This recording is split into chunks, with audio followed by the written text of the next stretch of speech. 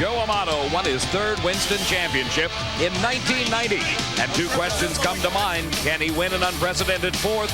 And will the likes of Kenny Bernstein and Don Prudhomme stand in his way? John Force won his first Winston Funny Car Championship in 1990. But that second one can be even harder with the likes of Mike Dunn, Ed McCullough, and Jim White gunning for you. And what about Darrell Alderman? He came from nowhere to best the likes of 10-time champion Bob Glidden, but maybe Bob and Warren Johnson will have something to say about an Alderman repeat in 1991. In the next 2 hours, we'll answer all these questions, tell all the stories, and talk to all the personalities. Hello, I'm Steve Evans. And I'm Dave McClellan. And welcome to Drag Racing 91. Let's pick up the 18-race, $18 million Winston Championship season. Where else but at the beginning? The Winter Nationals in Pomona, California. At the 31st running of the Big Go West, there was a frightening moment in the opening Top Fuel qualifying session on Saturday, when former motorcycle Top Fuel champion Russ Collins pulled to the starting line in a brand new Top Fuel dragster. Watch the bar lane. Russ Collins was to join the Blowover Club. The huge crowd on hand at the Fairplex collectively held their breath, concerned about Collins' condition. But as you can see, the chassis held up very well, even though it impacted both guardrails. Slowly scraped to a stop as the safety safari appeared on the scene. Collins unstrapping himself, and he exited the cockpit under his own power. Take a real deep breath to watch this replay. The most incredible one, I think, ever of a blowover. Look at this. 3.5 horizontal twists on that car. It slams to the ground. Amazing the big Goodyear tires were able to take that punishment. When I finally got down there and had a chance to talk to Russ Collins, he had a whole new respect for driving a Top Fuel dragster. You all right? I didn't embarrass you, did I, Steve? Not at all. You were spectacular, though. I like that 2 wheels, but when there's 2 on the front are supposed to be in the ground, it's kind of tough. Really never thought about it. I never worried about this car doing it. And I always thought, you know, watching Ormsby and Hill and the rest of them, I thought, I'll stop it. But trust me, there is no way to stop this guy. Boy, there's no way. It is instant. One of the most incredible sights the world of drag racing has ever seen. Here's one of the most incredible drivers. Tom McEwen made his return to Top Fuel racing at the wheel of Jack Clark's Mobil 1 car. Of course, Jack Clark, the designated hitter for the Boston Red Sox, longtime resident of Southern California and a huge drag racing fan, whose hero has been Don Garland. And the two finally met face-to-face at the 91 Winter Nationals. McEwen qualified in the 14th spot with a fine 5:09, and in the first round beat Gene Snow. Then in the second round, he lost to Frank Bradley. Bradley with an elapsed time of a 5:16, McEwen slowed to a 5:29. Surprisingly, for the defending Winston champion from 1990, Joe Amato, the Winter Nationals has never been his favorite race. He's only won it once, and that was way back in 1985. But Joe was full of confidence as he pulled to the line to race the bright yellow Pennzoil Super Shops car of Eddie Hill. But Eddie cut Joe on the lights. Joe smoked the tires violently. Eddie Hill was not to be headed at 5:92, a solo lap time, but he got the win line, turned at 71 miles per hour.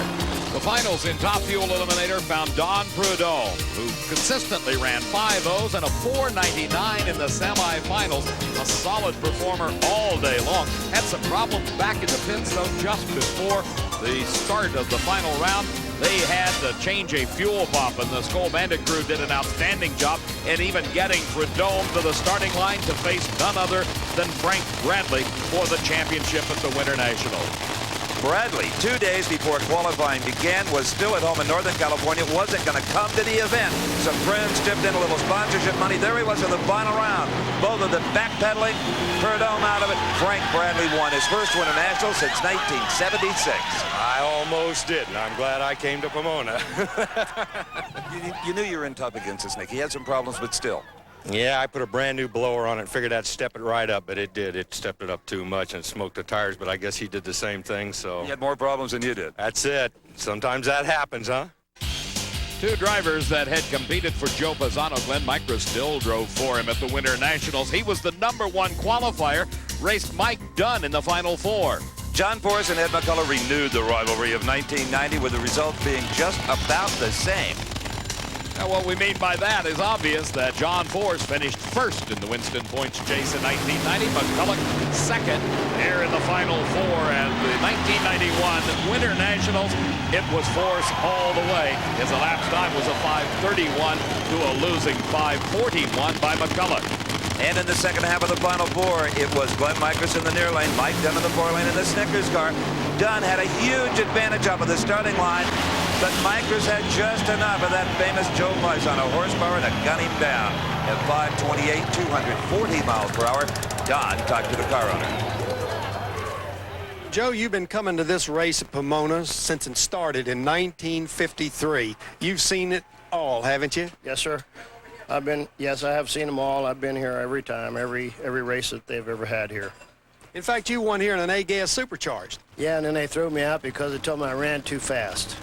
Well, you'd really like to win this one this afternoon, wouldn't you? And your car is running good. Yes, I would, and this will be my second one for here because I won their 25th anniversary one.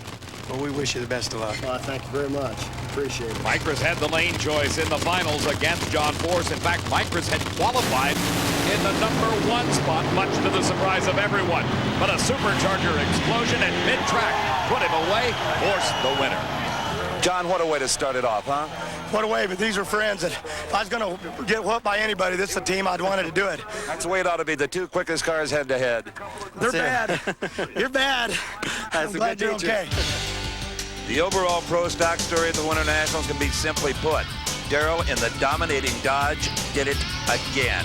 728s and 729s all day long to start the season as he had ended it, totally dominating on a single after Warren Johnson broke on the starting line. A 728, 188 mile per hour blast put the cherry on the Sunday. Steve, the next event in the 1991 season was the case of the famous lane out at Firebird Raceway in Phoenix, where they actually postponed the event for 1 week to allow them to dig up the starting line and replace the concrete. A good move by Charlie Allen, the track owner over at Firebird Raceway, because it made it into a competitive race. And a race that saw the emergence of a new top fuel driver, Craig Smith from Washington State. He qualified #12 and was to become a major factor. His first upset was Gary Ormsby in round #1. For Gary, an extremely rare starting line full pop. Watch the green and white Castrol car in the near lane and the Christmas tree at the same time, if you can see them both. There you go. Watch what happens to Ormsby. For whatever reason, Gary left way too soon. Craig Smith just thundered down the racetrack to an easy victory. We talked to Gary. Gary, if that staging process doesn't go exactly right, it can throw the best driver a curve. Oh, it sure does. You know, I was all set up, and then the light flickered again, and, you know, when I see anything flicker up there, I'm gone, you know. And this time it was just too early, you know. Cost the race. Thanks. In round #2, Craig Smith came up against Frank Hawley at the wheel of Darrell Gwynn's Coors Light Silver Bullet. And once again, it was Craig Smith pulling off the upset. Hawley came in the #1 qualifier with a great 496, the only 4 in qualifying. But Craig Smith on this day was not to be denied. Absolutely. When it's your day, it's your day. Frank Hawley loses traction, gets it sideways. Craig Smith went on to win, but crew chief for the day, Gary Beck, didn't like what he saw. Well, Craig Smith will go to his first ever finals in his first ever year. And your first major engine explosion, a kaboomer. Yeah, I don't know what happened there. It blew the burst plate out of it. I don't know what to do now. I guess I'll have to go back and put another bullet in and go again, huh? Do you have that depth of parts? You fed it a lot the round before. Yeah, we still got enough parts to go another round. We should make it again. Hopefully for Pioneer, we can put her in the final and put a black cat in the other guy's lane, huh? Boy, I'll tell you, a little luck and a little tenacity, you could do it. On the other side of the ladder in Top Fuel at Phoenix and the Arizona Nationals, it was Kenny Bernstein coming off an absolutely terrible year in 1990 when he finished 8th in the points. But he did make a big point here at Phoenix against the defending Winston champion. Joe Amato was the competition in the Team Valvoline car. And and Bernstein just nipped him in the lights, a 4.99 to a quicker but losing 4.96. No, the early part of the season saw a lot of finals just about in the dark, and Phoenix was no exception. Could Craig Smith possibly have put a black cat, as he said, in Kenny Bernstein's lane? Well, we tried to watch actually, wondering how the drivers were able to see down this quarter mile. But Craig Smith could not back up after the burnout, had to idle on down the racetrack, which gave Bernstein a bye run. But Kenny, the professional he is, blazed literally his way down the racetrack to a 5.01. You know, Kenny, it's important to win early in the season like this to get a run at a Winston title. Well, it's a pain when you don't win early. It's really tough because, you know, everybody runs so good. There's so many good cars out here in Top Fuel that it takes everything you can do to make it happen. Celebrate.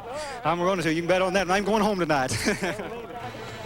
Kenny's first victory in Top Fuel moved him into contention with Don Prudhomme for the Winston points lead after Phoenix. Frank Bradley was third, Amato fourth, and Frank Hawley was number 5.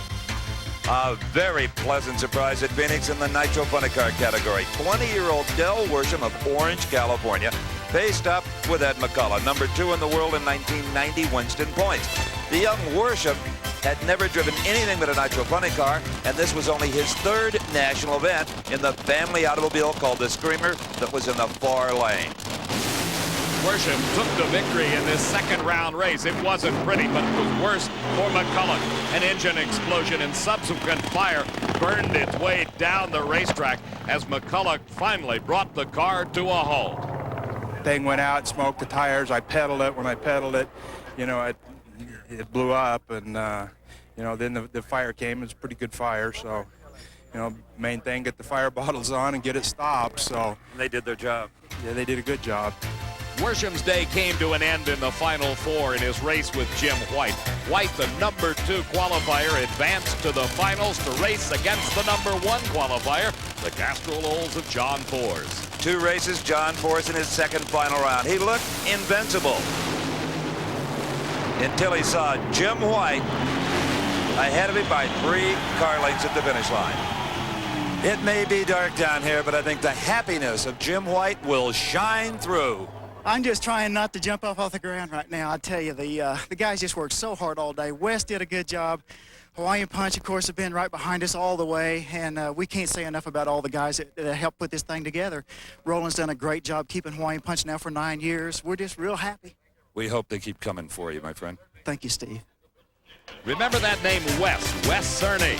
He's going to have a big role to play in this 1991 season. John Force leading the Winston points chase after Phoenix. Jim White was second, Glenn Mickelson third, Mike Dunn fourth, and McCullough fifth. The Pro Stock story was the same as the Winter Nationals. Warren Johnson against Darrell Alderman. Except in Phoenix, Warren Johnson didn't break before he got to the starting line. He indeed was there in his Oldsmobile, the blue and white AC Delco car again against the familiar Dodge Daytona Mopar parts sponsored machine of Alderman. Now watch who cuts the tree down. Not Alderman, it's Warren Johnson away first. Johnson had a lead. Alderman was in trouble until the finish line, a 7:31 to a 7:34. Darrell Alderman, that's 2 in a row, and you're headed for Houston, the Fram Super Nationals, a track you've got to love with all your horsepower. Oh yeah, the Mopar Daytona really runs good at the super tracks. When it hooks up in second, it has good ET. And here at Phoenix, we haven't been consistent like we will at the super tracks, and we're just hoping for a good run at Houston. Well, the little Dodge had carried Darrell to the Winston points lead after 2 consecutive victories. Warren Johnson was second, Jerry Eckman third, Tony Christian was in fourth, and Larry Morgan fifth. From Phoenix, our merry band traveled to the Gulf of Mexico. If you think Houston, Texas is always hot and humid, you haven't been there in early March. But that didn't stop a capacity crowd from filing in for the 4th annual Fram Super Nationals.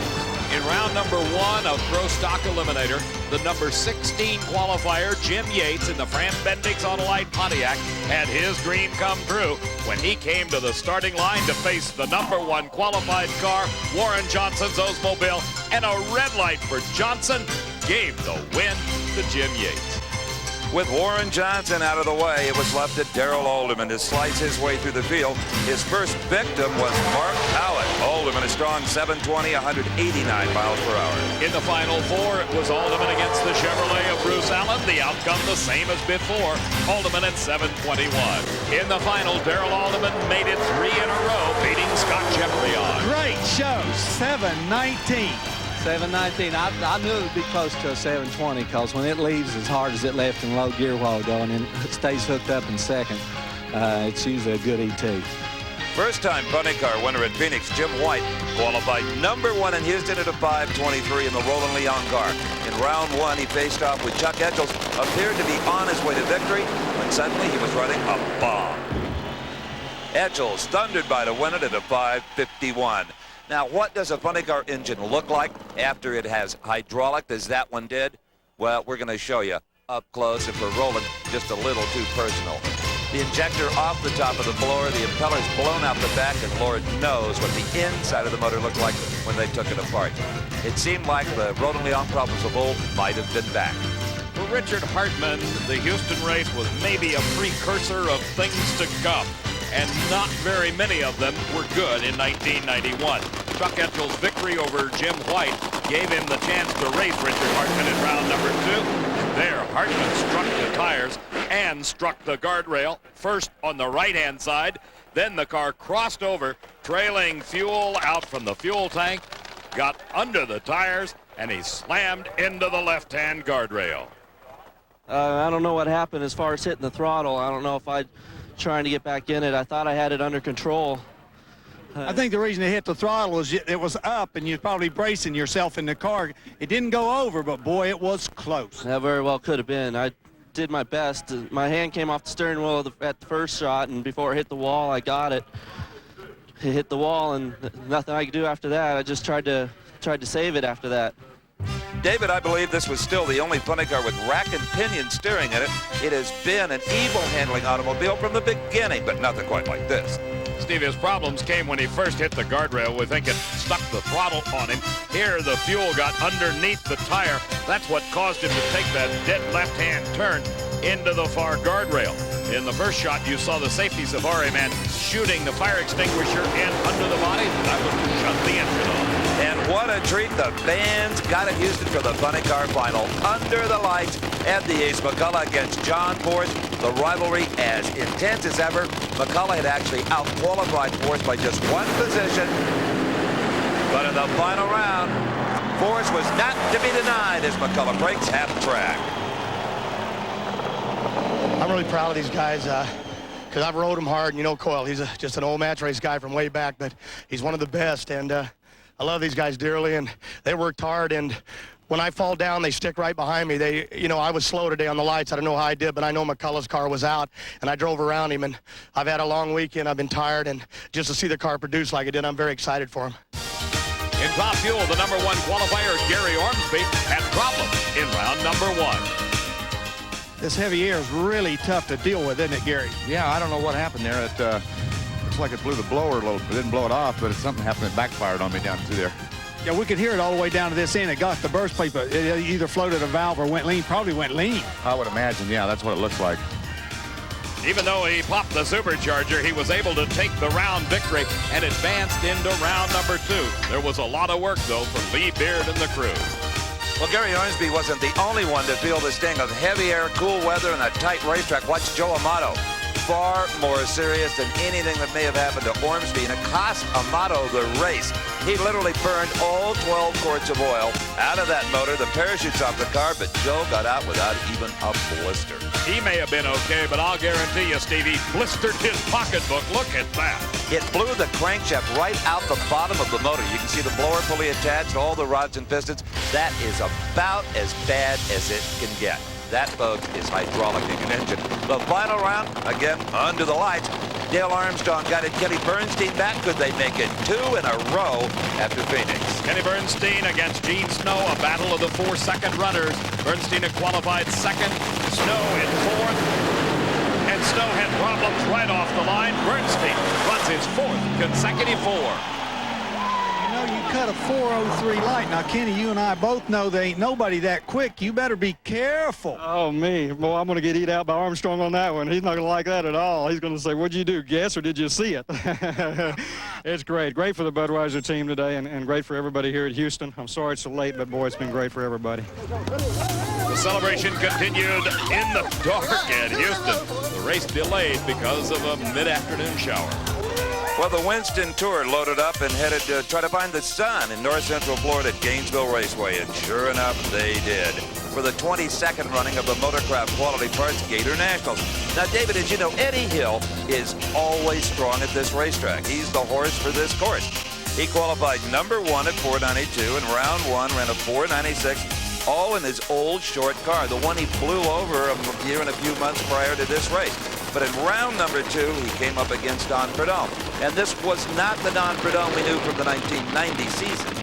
Now, Steve, Don Prudhomme had acquired the services of John Medlin as his crew chief, and it did make a difference. Hill out with problems, Prudhomme the victory. Hill obviously disappointed. Well, Eddie, a delightful race has come to an end, unfortunately. A blower problem? Yeah, kicked the blower off real early. Don't really know why. That was totally unexpected, obviously. Will you stay with this old car or try the 300 incher in the future now? I love this car. We're going to stay with this one. Kind of like a good old leather jacket. You feel comfortable in it? Feel real comfortable in the car, and it's never let us down. That's for sure. The low qualifier at 492. Adios. Steve, the car may not have let him down, but he certainly had an engine problem or two that laid him away. Remember in Houston, it was Bernstein that cut that incredible 4-0 light. Well, at Gainesville in the Final Four up against Amato, it was Joe's time for a 4-0. Like all of us, Joe Amato has been reading about those science fiction reaction times of Kenny Bernstein. So what's he do? Fires off a 4:01 reaction time and a 5:01 elapsed time. Well, last time I beat him, I ran 500s better than him, and he beat me with a reaction time. So I knew when I was up there, I was wired. I mean, God, I almost red lighted, but God was looking over my shoulder, I guess. That'll give you lane choice against the Snake. Got to be a great race. Yeah, it's going to be a good race. We're glad to get by Bernstein. He's one tough hombre this year, and he's running good. And just glad to be in the finals. We've been struggling a little bit, and I've been struggling. The car's been struggling. Hopefully, we'll be ready to rock and roll. The Gator Nationals proved the turnaround for Joe Amato. His problems ended there. Prudhomme went up in smoke in the final, and Amato streaked to the only Top Fuel national ET record set all year long, a 4.897. A lot of the celebration for Joe Amato, who moved into a strong second position behind Kenny in the Winston points chase. Prudhomme was third, Hawley in fourth, and Frank Bradley number 5. David, who would have believed that the invincible Darrell Alderman would be vulnerable at one of the super tracks, the kind of a racetrack that his Dodge liked?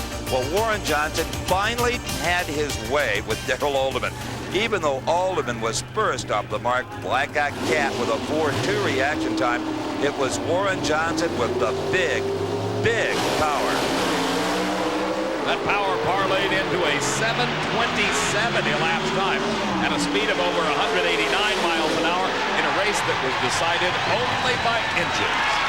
The margin of victory was so small, yet this man, you knew you won, Warren. Yeah, I saw the light just across the line. You're looking at the wind light at almost 200 miles an hour? Well, you got a little time in there.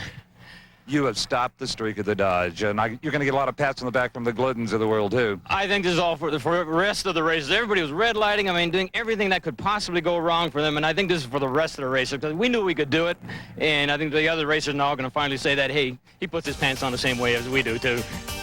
Darrell Alderman, after 4 races in the 1991 season, had a comfortable lead, followed by W.J., Jerry Ekman in third, Allen fourth, and Christian number 5.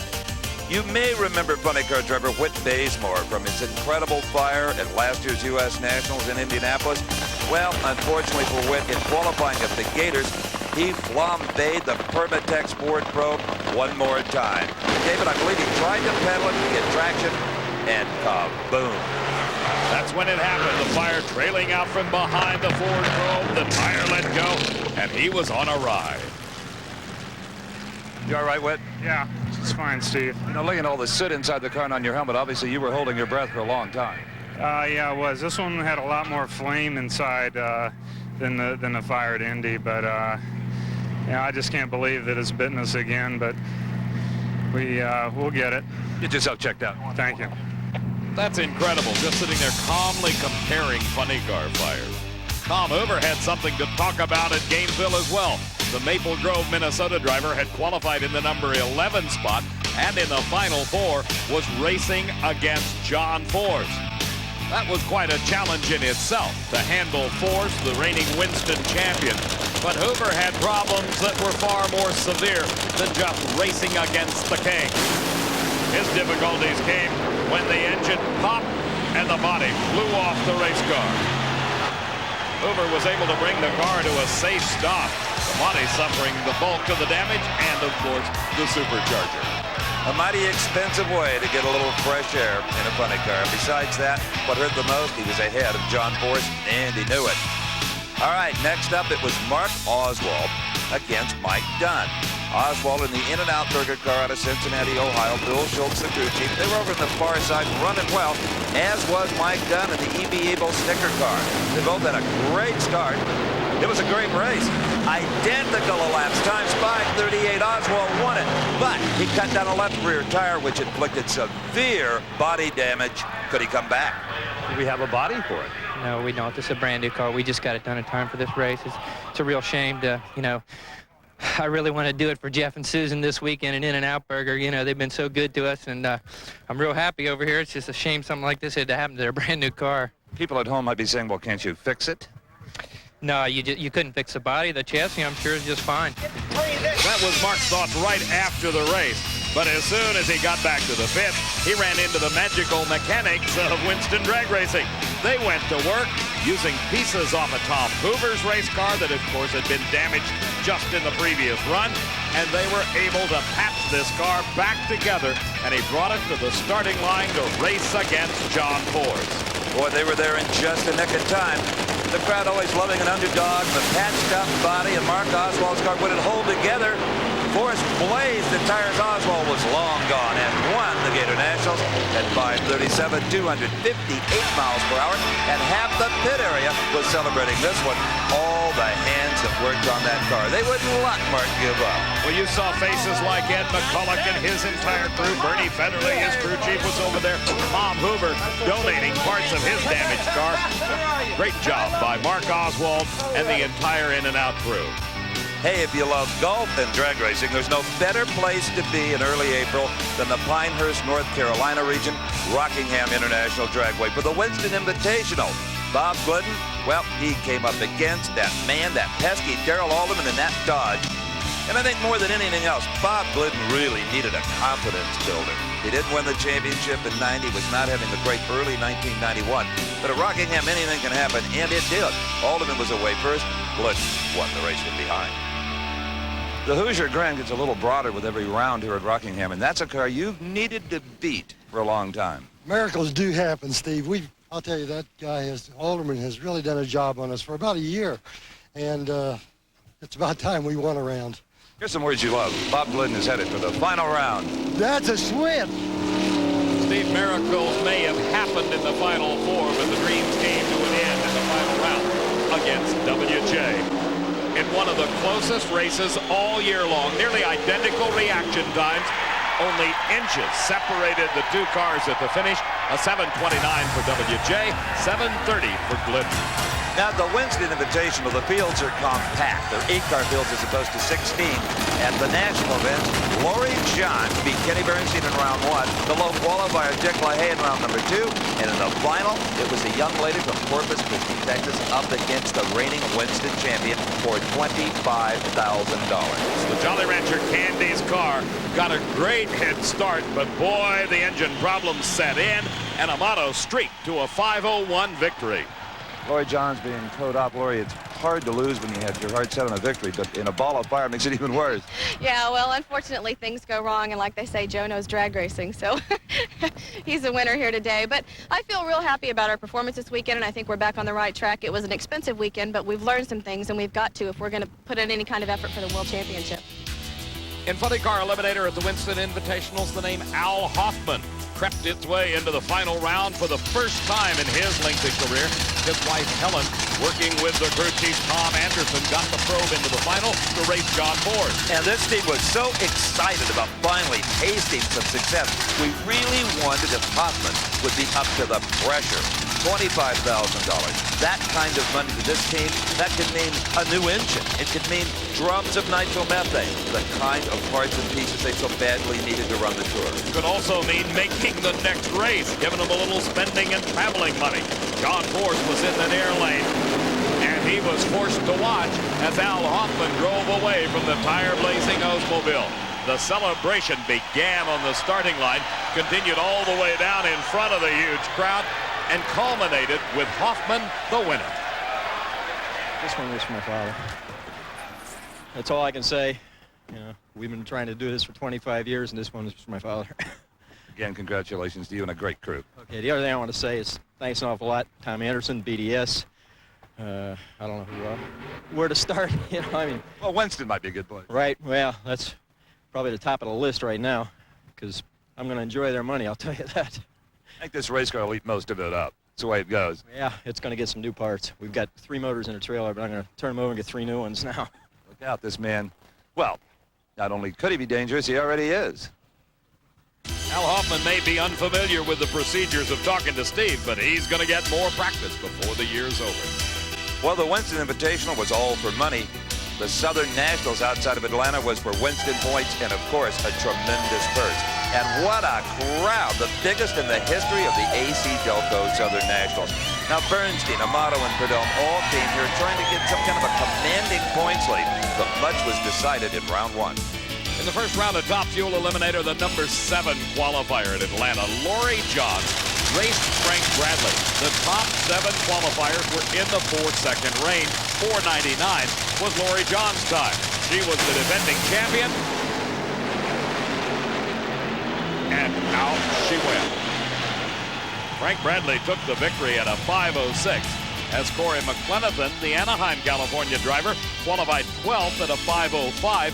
He raced Gary Ormsby, who had a 4:96 to be number 5. Starter Buster Couch was darn glad that Corey brought along his pretty sister, Pauline McClenathan, who laid a lucky kiss on him. And you know what? It just may have paid off. They were both deep stage. Ormsby would run in the 4s in qualifying, could not hear a 5:06, loses to McClenathan, the rookies, 5:04. Buster was to get more smooches on the starting line. In round number 2 of Top Fuel, it was Gene Snow, the number 8 qualifier, against number 1, Joe Amato. A 4.892 was a new record, but he needed that 1% backup run to make it stick and pick up the 200 extra points that a national record would give him. That may have been on his mind a bit too much, as he left way too soon. Snow the victor. Well, Joe, there's really no way to sugarcoat it. That's a disaster for you. What can I say, Steve? You know, driver error, you know. The worst part is I shut it off. I might have been able to back the record up, but the minute I saw the red light, you know, my mind went blank. You just, you know, you get so mad at yourself for making a mistake, and then Snow does a big wheel stand. Yeah. It's, you know. Tough, I think, is the word that Joe was looking for. And, of course, Kenny Bernstein, as always, just a bundle of nerves as he was headed towards the Top Fuel final. This was just before the race in his beautiful lounge in his gorgeous trailer. But I tell you what, he was wide awake when it came time to race Gene Snow. Final round found Kenny Bernstein with the opportunity to pick up some points on the rest of the field, and pick them up he did. He sent it down to a 5:04 victory. Not a bad batting average, 3 out of 5. Not bad at all, but there's so much tough competition out there, and it's, you know, there's, what, 13 more to go? It'll get really tough before it's over with, because those guys are just good. And you see the pressure of this tight competition, Amato red lighting, for instance. Well, it is pressure. I mean, when you've got 8 or 10 cars capable of running right next to each other all day long, you got to be on your toes up there. I read it last week at Rockingham. I mean, it can happen to any of us, and it's tough. It's a lot of pressure. Well, on the buddy car side of things, the Mark Oswald In-N-Out Burger car looking far more spiffy than it did in the final round at Gainesville, and running every bit as well. Going into the Final Four, Oswald had run 5:37s all day long, but up against John Force, Oswald uncorked one. Hit it right out of the park, daylighting Force with a 5:21. That had them on their feet at 273 miles per hour. Oswald, the veteran, would meet in the final Del Worship. That pesky kid from Southern California, barely out of his teens, his hard-working, mostly volunteer crew, his talented tuner, his father, Chuck. The Screamer was in the near lane, and if he lives to be 150, Del Worship will never forget this race at Atlanta. Del Worship has become the youngest driver to ever win a funny car title in the National Hot Rod Association. Oh, it is unbelievable. This is the greatest day of my life right now. You were good on the starting line. You anticipated the light nicely. Everything went well for you. That's great. You know, before the run, Forrest came up and says, "He can't do it again. Do what you're doing. This one's yours." Del and his dad Chuck celebrated at Atlanta like a first-time victor should. It will never ever be this way again. A 1-2 punch was delivered in the Final Four of Pro Stock competition as Warren Johnson not only leapt on Darrell Alderman, which is almost impossible, he also outran him. Watch this. Warren Johnson, wire to wire. Few would accomplish this feat in the season that was 91. A 726 to a 727, 189 to 188. The Johnson crew needed that lift. That moved the Oldsmobile of Johnson into the finals against the Ford of Bob Glidden. Earlier, we had talked about how Glidden's season had not been too good to this point. This, in fact, was the high point of 1991 for the Motorcraft Ford. Glidden was in the near lane, and he got the break when Johnson and his Oldsmobile left the starting line about a day too early, and Glidden took his first and only 1991 victory. Losing just eats you up, doesn't it? Well, you know, we all win some if we're lucky enough, and everyone loses. We've certainly been in a drought. Losing's not as bad as our performance has been. Starting the year out, we ran, worse than we ran 3 years ago, and I don't think there's any excuse for that. Well, it certainly isn't because you're not all working hard. We know that. No, we worked hard to get that far behind. Congratulations. Great job. AC Delco Southern Nationals champ, Bob Glidden. Steve, there was certainly no doubt in anybody's mind that Glidden was successful in getting that far behind, but that big win in Atlanta gave him the impetus to move on to Memphis, Tennessee, where it was time for the Mid-South Nationals. The Goodies TNN Mid-South Nationals for the 4th annual year gathered in Memphis in May. And in round number 2, Mr. Johnson got a chance to win back some of his pride after the embarrassment of that Southern National start. You're right, David. It wasn't even a close red light. He wasn't anticipating somewhere something just faded away. But in round number 2, it was Glidden and Johnson. Johnson qualified number 3. Glidden was qualified number 6. And taking no chances on the starting line was Warren Johnson. A nice safe start. Glidden with an almost perfect light. Johnson had that brute Oldsmobile horsepower. Rusty Glidden could not root his father home on that day. 736 to a 750. It was a whooping. Once again, Darrell Alderman had qualified number 1 at an NHRA Winston event. And here at Memphis, he brought over a 1,000-point lead into this race in the Winston Chase. He had the lane choice in the final round against Warren Johnson. The advantage off the starting line went to Alderman, but it disappeared quickly as Alderman was doing everything he could to keep the car from crossing the center line. Warren Johnson won the race. Our in-car camera gave us a chance to watch Darrell Alderman fight the wheel. Look at that car move around. He was able to keep it off the center line and the guardrail. Johnson won. You were all over the racetrack. He got there first. Yeah, he's got my number, Steve. He said he was going to try to turn this around after Gainesville, but maybe you do have his number. Well, I don't know how I got his number. That's just a sign of a good competitor. We're out to beat each other, and Darrell and I are good friends, and we're better than that. We're good competitors, I think, and that's really the bottom line. Well, I agree with that. A parting 734? Well, if we're consistent, but not consistently fast enough. Darrell, what got it all over the racetrack? I really don't know. When I went in second, it moved to the center with me, and I tried to drive it on through, but, that's racing. Great show, you guys. Congratulations, Warren Johnson. Johnson may have Alderman's number, but Alderman's got the big number in the Winston points chase. After Memphis, look at the lead he had. Ekman was 3rd, Glidden 4th, and Jeffrey on number 5. John Forrest trucked into Memphis with a 1,200-point lead over Mike Dunn. But in round number 1, he didn't do himself any favors. Everything was okay as far as Austin Coyle was concerned, but there was something wrong in the cockpit. It was John Forrest. He was late against Jerry Caminito. Watch out the left side. There goes Blue Thunder. Caminito beat him a 5:49 to a quicker 5:46. Force just hates it when that happens. Also in round number 1 of Funny Car Eliminator, Tom Hoover was racing Mark Oswald. You remember back at Gainesville in the Gator Nationals, he was back here at the Mid-South Nationals with a vengeance after blowing that body off. He squared off in round 1 against the top qualifier, Mark Oswald, who also had been in the final round of this race for the previous 3 years. Oswald up in smoke, Hoover the winner. Well, Mark, after 3 years in the finals, we thought you owned this place, but apparently it just called the mortgage. Yeah, luck ran out here, Steve.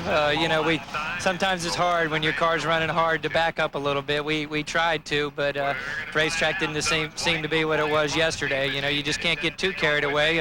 Tom's a very tough car. You know, if we got too conservative, he'd just jump up there and whip us anyway. Sorry to see you out. Thank you. Well, in round number 2, young Del Worsham, who won his first championship just 2 weeks prior to the Southern Nationals, was brought back down to terra firma, even though he had the whole shot. Tom Hoover won it at 5:48. And after the race, Brock Yates talked to his dad, George. Well, it's like this, you know. Down by the drag strip early in the morning, see the little funny cars all in a row. See Mr. Bustercott press a little button, and the way they go. 86 years of age, and no one's having more fun and singing better songs than George Hoover. All Tom Hoover wants to sing about is his big win at Memphis. One thing standing in his way, though, was Mike Dunn at the wheel of the Dodge, tuned by his dad, Jim. Problems for Hoover prevented a strong challenge. Dunn took the victory, 5:30 at 275 miles an hour. The Snickers crew had lots to celebrate. That big win at Memphis moved Mike Dunn into second behind John Force in the Winston point standings. Oswald was third, Ed McCulloch fourth, and Jim White was number 5 at that point in the season. Lori Johns was under tremendous pressure in Memphis. She was the defending champion, yet her crew chief Larry Meyer had announced that he and the entire crew would be leaving the team after this race. So as fate would have it, she cut through the field. Her first real victim was the winner of the last race on the tour, Kenny Bernstein. Take this, Bud King. For the second time in the still early season, it was Lori Johns with Bernstein's number of 5:13 defeated a tire-smoking 5:47. Moving on to the final 4, Lori Johns versus Joe Amato. And why not? Let's ride along with Joe Amato. What do you think, Big Mac? Great idea, Steve. As you can see, a cylinder head gasket torqued its way out as Lori Johns, for the second year in a row, beats Joe Amato. Last year, it was in the finals. On the other side of the ladder in the final 4, it was Gary Ormsby's Castrol Special, squared off against Don Prudhomme in the Skull Bandit. And David, sadly, we couldn't know that this was the last pass that Gary Ormsby would make in a Top Fuel dragster and Winston Championship competition. Gary losing with a 5:10 to Don Prudhomme's 5:11. In the finals of Top Fuel, there was one person standing in the way of Lori Johns' opportunity for a repeat victory, and that was Don Prudhomme at the wheel of the Skull Bandit. Now, off the starting line, it was all Prudhomme. But as you'll see, Lori Johns' lame duck crew went out in style nonetheless with the second year, put her in the winner's circle at 5:07.270. Lori Johns makes it back-to-back wins at the Mid-South Nationals. Great job, kid, and I think your confidence had a lot to do with it today. My confidence had everything to do with it. I felt great coming into the race and just as happy as I could be, and I really knew that we were going to win this one. I'm a little disappointed that I let him get to me on the starting line because he did, and I was ready to go, and I thought that he had staged, and I realized I looked up and he hadn't, and I was ready to go staring at the light for a long time, and then he went in and I shook me up. You learn something every time you go to the starting line not to do again. That's very true, and I watched the tree before I watched the staging process, and it got me messed up, but it doesn't matter because it came out well and we won the event. After the Mid-South Nationals at Memphis, Kenny Bernstein had the lead in the Winston points. Don Prudhomme was second, Amato third, Ormsby fourth, and Frank Hawley rounded out the top 5. Still without acquiring a taste for grits, the tour moved out of the South to Middle America. National Trail Raceway outside of Columbus, Ohio for the Oldsmobile Spring Nationals. And this is one event Kenny Bernstein will not put in his scrapbook. He came here in the points lead, but would see himself slip to third before it was all over and done with. And Lori Johns, once again, for the third time in '91, helped him along with a little bitty nudge. Steve Morey had her new Jolly Rancher Candies crew hard at work. Ron Swearingen and team had tuned this car to the number 8 qualifying spot, and Kenny Bernstein was qualified 9th. Blazed the tires in the first round and the motor as well. Had it not been in competition first round, you might have lifted it. Had been qualifying. Yeah, and I would have lifted, but, you know, at the time it started smoking, she wasn't around, and I said, well, I'm not going to lift now, but I know I'm going to be in trouble. And I was hoping she was having trouble, but she didn't. She put it down through there, and that's what counts. Sorry to see you out. Let me tell you something. She's got our number, doesn't she? Well, that's about 3 in a row, I think. Don Prudhomme had a lot to be pensive about, thinking about those Winston points. Bernstein was out. Laurie Johns was removed by Joe Amato. Don Prudhomme had gotten by Frank Hawley, and now it was time. Head-to-head, Joe Amato against the Snake. Looking on from the camera mounted on Joe Amato's wing, it was Tim Richards making the final adjustments on that engine, sitting behind Joe Amato. Prudhomme knew to stay into contention he had to beat Amato. Amato knew if he won this race, he would take the Winston points lead after a bad early season. You saw the tire smoke. It was Prudhomme all the way, 5.08. Well, he burned it up to do it, but Don Prudhomme has just won his first top fuel race in 21 years, since the 1970 U.S. Nationals. Who says you can't go home again? Yeah, I guess it's never too late. But right now, I absolutely love it. You know, the Skull Bandit having the car just, it was running good. And, you know, Amato was a car to beat, but, you know, things were starting to work our way a little bit, too. And I'm just pleased to be in the winner's circle after all we went through. Using that victory as a springboard, Don Prudhomme leapt into the lead. Joe Amato was second, Kenny Bernstein third, Hawley fourth, and Laurie Johns number 5. On the funny car side of things, when we got down to the final 4, it was Mike Dunn versus John Force. Force was getting a little tired of seeing this Snickers car. Dunn was qualified number 2. Force qualified only number 6. A bad couple of races for Force, a good couple of races for Mike Dunn. Dunn was knocking on the door, and the knocks became ever more insistent at the Spring Nationals in this funny car Final 4 matchup. We had the advantage of the Diamond P Sports camera mounted inside the Castrol Oldsmobile. You got the opportunity to see John Force fight this car down the racetrack and watch as Mike Dunn took yet another round victory here in the Final 4. A great run by Dunn of 5:37 to advance him to the finals. But in the pits of the number 1 qualifier, Jim White, a nitro cocktail was being brewed to face Mike Dunn in that final round. For one of the few times, if not the only time in the 91 season, John Force, now on the outside, would be cheering for Jim White. That would be silenced later on in the year, as you will see. The lane choice here went to White. He had a 5:33 in the final 4. A very close matchup as Dunn got a very slight advantage off the starting line, but a 5:34 victory, and the Snickers car went to the winner's circle. Your dad used a light hand on this car all weekend. Maybe that's what won it for you. Well, we had a light hand the first round, and then we had a problem with the dropping cylinder the second round. We found a problem in the clutch to where we felt that it would help it out in the final. I don't know what it ran. It felt halfway decent, and it helped us. We didn't want to get too crazy on it. We just obviously wanted to win the race. And you have cut John Force's points lead in half, from 9 to about 450. Well, that's the best part about it, and it's you know, we've got a long way to go, and anything can happen. And you know, I just want to thank the crew, my dad, Jim Dunn, Walt, Steve, Sandy, Diane, my wife, Sandy. A great champion, Mike Dunn. He could go all the way this year. After the Spring Nationals, John Force had to be concerned because Mike Dunn had moved very close, and Jim White, look where he had come, all the way up to third. Mark Oswald fourth, McCulloch fifth. You know, Dave, one of the more pleasant surprises of the 91 Pro Stock season was Jim Yates. He became a consistent late-round player, and here at Columbus made it to the Final 4 before going out against the number 1 qualifier, Darrell Alderman, 734 to a 737. And that set up a Pro Stock final between, guess who? They're back. Darrell Alderman and Warren Johnson. Do you think this crowd was up for this next race? Steve, the crowd was certainly up, and I have a feeling that Warren Johnson, looking back in retrospect, wished he had turned it up maybe just a little bit more if he could have.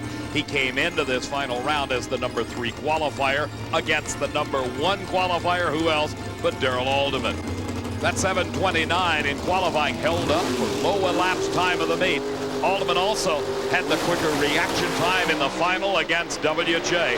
Both cars ran identical 7:33s, and both of them over 188 miles an hour. Alderman the winner.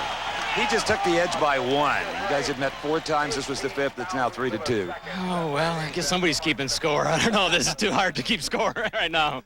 It's going to be like this all year long. There's no question about that. Well, I'll go along with the way it's been going. Well, I don't want it exactly like this, but as long as we meet in the final, that's all right with me. A great champion and a great runner-up. Thank you, guys. From Ohio, the national event trail moved to the only international event on the series, and that is Montreal, Canada, the race at San Air. And the weather, Steve, was absolutely gorgeous at the Le Grand National Molson. And I'll tell you what, at this track, they Parlez-Vous Pro stock. They were looking forward to seeing Darrell Alderman, Warren Johnson, and Bob Glidden, and they got their shot. Now, in the Pro Stock Final Four, it was Glidden against Johnson, the 2 old warriors. And don't you know, Glidden still had designs on making his presence felt on the Pro Stock field in 1991. He ran very well in eliminations, including this one against Warren Johnson. It was Glidden away first by 0.02 of a second. And it's a good thing they ran identical 7:26 elapsed times. I talked to Bob. I'll tell you and WJ just never disappoint. What a drag race. 7:26 for both of you. It was a good race. I'm glad we're going into the final. I think I saw a 7-2-3 on the board in front of me about the Dodge. So. Yeah, that was not an illusion. Going to be a tough one, but that's the way it goes. Leave on him. We'll try. You know how old men are. Hey, I take umbrage to that. Hey, I'm older than both of you. Don't worry about it. Darrell Alderman had lots to worry about, though. He only got 1 qualifying pass at Montreal. That was because he was delayed by bad weather, was unable to make it for the first 3 sessions, made only the last shot, and qualified in the 13th spot. In the final round, it was truly a great race. A starting line advantage by Alderman and a close race by Glidden made the crowd stand up and cheer. Well, there is your Pro Stock champion, Darrell Alderman. What a great drag race. The quickest elapsed time of the event at 7:20. Yeah, you know, we're really tickled with the performance here this weekend. You know, not getting to run but 1 qualifying session. And, you know, the boys just really tuned the car up, and it went great all day long. And to beat Glidden, the 10-time champ, is always a thrill. Oh, definitely. I don't think there's a Pro Stock driver out there that don't like to beat Bob Glidden. Congratulations, champ. Thank you. Alderman's Canadian victory moved him even further ahead of Warren Johnson, who went out in the final 4. Jerry Ekman's 3rd. Bob Glidden was 4th, and Scott Jeffrey on number 5 in the Winston points chase. Well, the top fuel contingent came to Montreal with a 3-horse race. Bernstein, Prudhomme, and Amato. If Amato, Tim Richards hoped, were to beat Prudhomme, Amato would take the points lead. If not, Kenny Bernstein would take 2nd and Amato would drop to 3rd. There were so many variables as we went into the final 4, which saw Prudhomme and Amato again head-to-head. The snake over in the far lane. A dead even start by both drivers. Amato with traction problems. The snake streaks by 5:02.272. Kenny Bernstein also made it through the final 4, even though he had to change an engine out of round number 2. And Dave, when Bernstein and Prudhomme started those cars and headed for the starting line, I just thought at my perch down at the far end, this could be one of the classic races of the season. It certainly was. The only 4-time Winston champions in Funny Car Eliminator now in Top Fuel meeting up in the finals in Canada. Slight advantage for Bernstein and the win. Not bad for 2 old funny car guys. Couldn't hit their back ends last year. Oh, that's the truth. Now, we'd have to check with the guys in the tower, but you might have taken the 50 points away from the snake with that 0-2. We'll have to check the thousands digit. Well, it's got a long season to go for that Winston Championship. It's going to take a lot to get there. This is just one race. We got, what, 11 more of these things to go? Yeah, but you've won 4 of them. You just got to quit going out in the first round of the ones you lose. Those 50 points did end up in Bernstein's camp, but Prudhomme kept the lead. Amato 3rd, Hawley 4th, Laurie Johns number 5. Almost to the midpoint of the season, John Force had been fire-free. But unfortunately, in Montreal, one of Force's favorite venues, he lit it up one more time, qualifying alongside Mike Dunn. Put yourself in that Castrol Oldsmobile. The window in the firewall showing the flame that was billowing out from the front fender wells. Quite a ride for John Force. Austin Coyle checking with John Force. First of all, John's okay. They've cooled him off with some water. And John, everyone at home knew, as you did, when those windows in the firewall lit up, you were in big trouble again. We're back. What can I say? That was strange. Gave no warning. Motor was trucking, and Just, again, we did what we had to do with the race car trying to run Lloyd T. I don't even know what she run, but it was a queer deal. She never lights up like that on me, and Can it be fixed? You need a new body. this team, the attack team, can fix anything. If we got spare bodies, we got spare everything. We'll just have to fix it. Kind of amazing, though, huh? Kind of amazing is right. The attack team he refers to as his crew, headed up by none other than Austin Coyle. They repaired the car, put it all the way into the Final Four, where he raced against Mike Dunn and won. That moved John Force into the final round against Jim White. And this was the first taste of Jim White that John Force got personally. The Roland Leon car, tuned by Wes Cerny, was slowly but surely making performance inroads. The Montreal track wouldn't allow him to run that quick, only a 5:59, but that's all they needed over a tire-smoking John Force. Anytime you can beat the world champ, you did good. And he's been your victim in both your national event wins so far. I know, and last year, it seems to be fair because last year he beat me 6 or 7 times in a row. I was 0 for 7 last year, so, you know, it ought to come back around. Come back around it did. It kept White in third. John Force continued to lead after Montreal. Mike Dunn was second. Oswald in the 4th spot, and number 5 was Ed McCullough. But it was at Montreal our wonderful summer weather would end, for a short time anyway, when we got to Old Bridge Township Raceway Park for the Mopar Park Summer Nationals. Well, let's say it was just a bit inclement. In fact, rain-plagued race weekend and the final eliminations were pushed until late at night. Steve, it was at Englishtown that the STT Pontiac of Ricky Smith made its presence felt in the Winston Points chase. He came up to challenge the big boys, and in round number 2, one of the biggest of them all, Warren Johnson, felt the sting of Tricky Ricky on the starting line. Noted for his reaction time, Ricky made it pay off for him at Englishtown. There by 0.04 of a second was the advantage gained by Ricky Smith. The Pontiac power pulled him through to victory and advanced him into the Final Four. We ain't qualified the last races. You know, we've been struggling so hard, and to come back and qualify and be in the finals, it can't get no better than this. I want to win the race, but I mean right here, this is it. And that was indeed as good as it would get. In the final round, it was Ricky Smith again with an incredible 4-2 light, except Darrell Alderman mowed the tree down with a 4-0 light when he needed it. A 7:29 Alderman again in the winner's circle. For Ricky Smith, though, it was the finest day he had had throughout the 91 season, and the two of them congratulated each other at the other end for a great show. Dave, you remember it was at Houston. We talked about Richard Hartman and the problems that he had at that event. Well, believe it or not, here at Englishtown, they even got worse. The car owner, Nick Boninfante Sr., handling the tune-up on this race car as they, in round number 1, matched up against Dominic Santucci. Watch the Revestas Olds in the far lane. You won't believe your eyes. The highest wheel stand I have ever seen by a funny car. As it came back to earth, it collapsed the fuel tank. That's where the flames came from. Richard Hartman got it stopped, and the good news is he was okay. Richard, when did you first know you had big problems? When I lifted it, the front end didn't come down. Next thing I knew, the body was coming off. I knew I was in trouble. What unlatched the body? Apparently just the air got underneath it, and it kind of just like a dragster just tried to take the body right off the chassis, and it did a good job of that. And then when it came down, the A-arms broke, and I had no control over it. The most important thing is you're all right. Yeah, that's all right. John Force can read National Dragster. He knew that Mike Dunn was getting close in the points chase.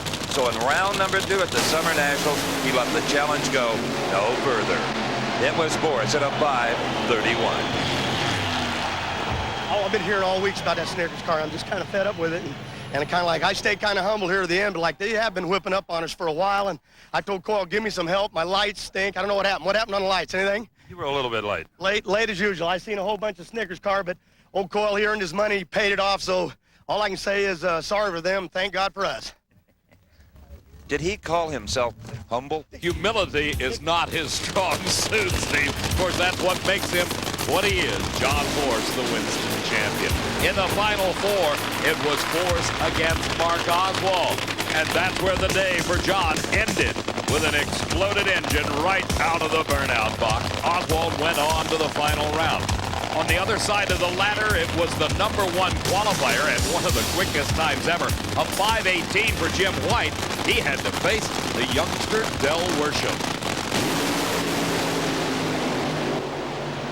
Jim White was slowed by mechanical problems just past the midway point, and Del Worsham was into the final round for the second time in his short career. And it was the same scenario as the last time Worsham was to meet Oswald. Oswald appeared to have the stronger car, and they were knee-deep in the grease in the Del Worsham pit. But once they came to the starting line, after dark, oh, the fans love the flames here at Raceway Park in New Jersey. It was Del Worsham, second off the mark, but burst to the finish line with a tremendous 5:29 at 273.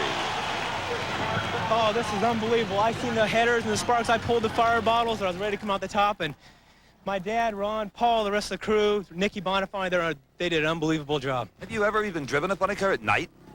Just here this weekend, whatever I did here this weekend. Again, tremendous job. You know, you work in the shadow of all those big rigs out of your little bitty trailer, but you humbled them on this day. Oh, yeah, we can't afford the big rigs, but we get ourselves some decent parts. Those decent parts gave him his second victory. In Top Fuel Eliminator, again, Laurie Johns and Kenny Bernstein.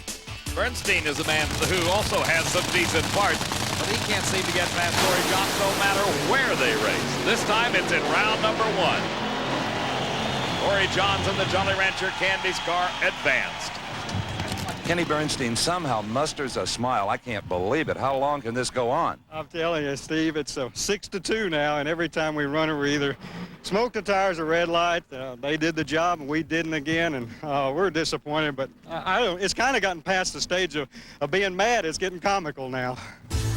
Well, Laurie Johns was headed for the final, and when she got there, she would meet Tom McEwen. But there's more to the story. Tom McEwen's crew chief for the very first time at Englishtown was Larry Meyer, formerly of the Laurie Johns operation. He won the last time he raced with Laurie. What would happen on this night in New Jersey? A late afternoon thunderstorm had delayed the final round into total darkness, and Laurie Johns up in smoke. But Tom McEwen, after an identical reaction time to Johns, streaked to a 5-flat 283-mile-an-hour victory, his first ever in a Top Fuel dragster. And it was the M&M boys, Meyer and McEwen, celebrating their Mobil 1 win. And for car owner Jack Clark, this was a grand slam home run. The high country of Colorado, the next venue for the NHRA Winston Championship Trail. And Julie Clark put on a spectacular aerial exhibition before the running of the Mopar Parts Mile High Nationals at Vandermeer Speedway near Denver, Colorado. Fresh off that runner-up finish at Englishtown, Laurie Johns and her crew chief Ron Swearingen came to the high country at Vandermeer and ran the only 4-second time at mile-high altitude of 4:99 to qualify #1. And in round 2, Laurie was to meet Tommy Johnson Jr. Doesn't run a lot of big races, but when he does, he always brings his power, and he would need it. Now, she ran her 4 at night during qualifying. Race day was another set of circumstances. A tremendous side-by-side race. Johnson Jr. wins it by 1/100 of a second. I haven't been on today. I've had a terrible time driving the car. I don't know what my problem is, and you know they're really not as much at fault as I am. I should have been better off the line. I was going to deep stage, and for some reason I didn't turn the light out when I thought I was going to, and I got distracted, and he left, and I was still sitting there. That was not a typical Laurie Johns reaction time. We all knew that. Yeah, I don't know what my problem is. Laurie Johns was laid off the starting line some 700ths of a second to TJ Jr., getting some consolation from her crew chief Ron Swearingen. Tommy Johnson advanced then to the Final 4, where he raced Don Prudhomme, who spit a blower belt off just past the halfway mark. Johnson won. Now you have dreams about going into a final round. How's it feel? Boy, this is nice. At Denver, I've been in the final here twice and lost them both. I'm going to try not to let that happen again. All right, turn it around. I'll try to, Steve. Thanks. Johnson formerly raced an alcohol funny car. In the final round, it was to be the youngster Tommy Johnson Jr. against the king of the hill, none other than Joe Amato. He had won for the last 3 years here at Denver, gunning to make it #4. The advantage off the starting line went to Tommy Johnson Jr., but the horsepower was riding with Amato, and he took his 4th Mile High Nationals title. We very well could have been out of this race in the first round. He pedaled it, and we should have been out of the race in the first round, and that was really the driver. Maybe in the last round, that was the crew and the crew chief. But it's everybody working together. It's a team effort, and that's just what it takes. There's no other way to be consistent. That goes from the driver right down to the guy that cleans the tires off. That consistency was beginning to show for Joe Amato as he moved into second behind Don Prudhomme in the Winston points chase. It was close at this point with Bernstein third, Hawley fourth, Laurie Johns fifth. During Pro Stock competition, Scott Jeffrey on the Warren Johnson protege in the team car took care of Darrell Alderman. Warren Johnson en route to the final round took care of Bob Glidden. So it was all Johnson as far as car ownership was concerned, but they both maintained they were going to go to the starting line and race for it. The kid Jeffrey on from Huntington Beach, California, welded Johnson on the starting line. Could the boss come back? You bet he could. The boss moved a bit closer to Alderman, but not much. Glidden in third, Jeffrey on fourth, and Jerry Ekman now number 5 after the Mile High Nationals in Denver. Mike Dunn made the finals at the Mile High Nationals, but his thoughts were with the memory of Joe Paisano, who passed away from a heart attack in the pits during qualifying. Joe Paisano was pure racer and a friend to everyone in this sport. Joe P., as we all called him, and Mike Dunn had their greatest success at the 1986 U.S. Nationals, beating Billy Meyer in a Kenny Bernstein-bodied funny car in that final round. Joe will indeed be missed. Steve, most people thought that Joe P. was kind of a gruff guy. He rarely smiled on the outside, even when he won. Our Diamond P cameras were on hand to catch a very tender moment at the 1989 Keystone Nationals as he consoled a losing Mike Dunn.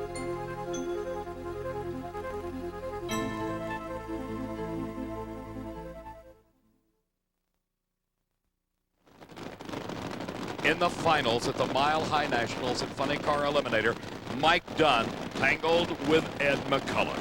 And the frustration was starting to show in McCullough. He had not won a race all year. He would not win the Mile Highs. A foul start, a red light, the ace left too soon.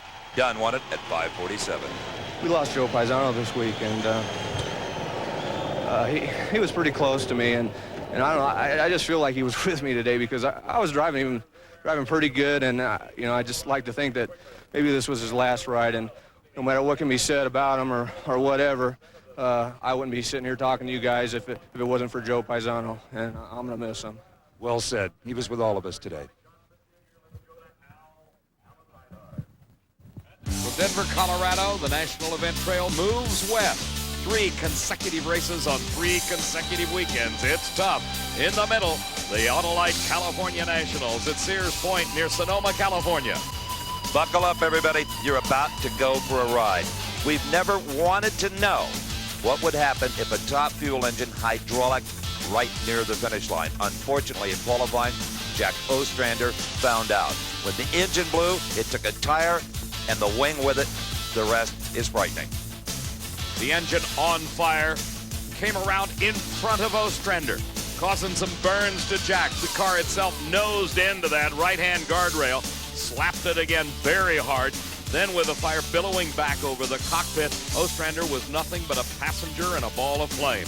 As we look at the incident again from another angle, you can see exactly what happened. The engine let go, there went the tire, the wing falls off, out comes the flames. Now Ostrander can do nothing but just hold on and pray.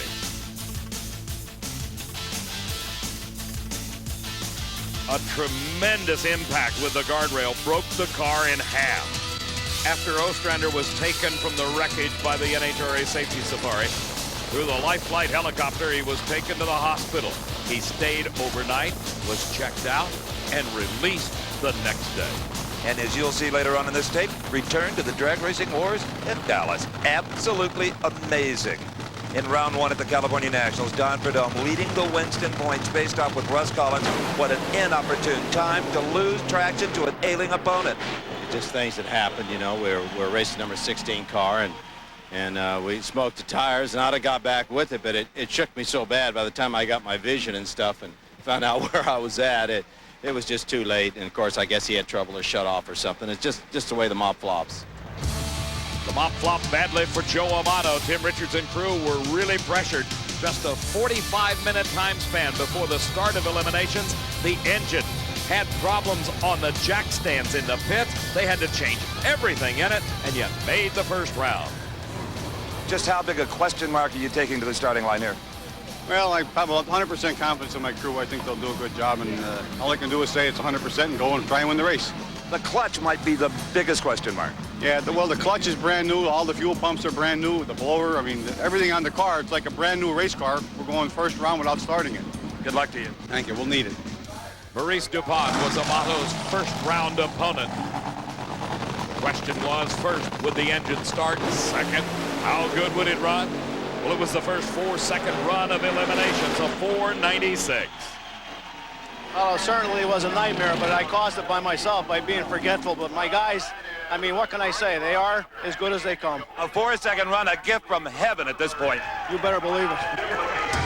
Joe Amato went on to change motors 2 more times, but yet he ended up in the winner's circle and took the points lead over Don Prudhomme. Bernstein was 3rd, John's 4th, Frank Hawley number 5. Well, the fans at Sonoma, I'm sure after watching all of the Diamond Pete telecasts, wanted to see a long, smoky John Force burnout, and they got the best he had to offer. And they got a classic final round confrontation. Force against McCullough, the number 1 and 2 funny cars in the world. The race itself, well, was maybe a little bit disappointing as McCullough had huge problems and Force went on to win and earned more Winston points. Couldn't have done it without Austin Cole, and these guys are unbelievable.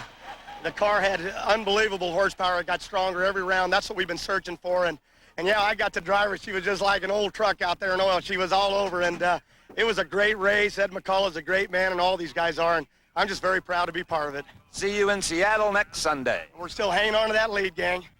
The Winston points chase in funny car, not quite as tight as it was in Top Fuel. Force was the leader, Mike Dunn 2nd, Jim White 3rd, Ed McCullough was in 4th, and after the California Nationals, Mark Oswald held down number 5. The crew for the Mopar Parts Dodge Daytona had a hard time getting this car to hook up on the Sears Point racetrack. But that's why you hire a big gun like Darrell Alderman to drive. And on this day did Alderman ever earn his money up against Larry Morgan in the final round.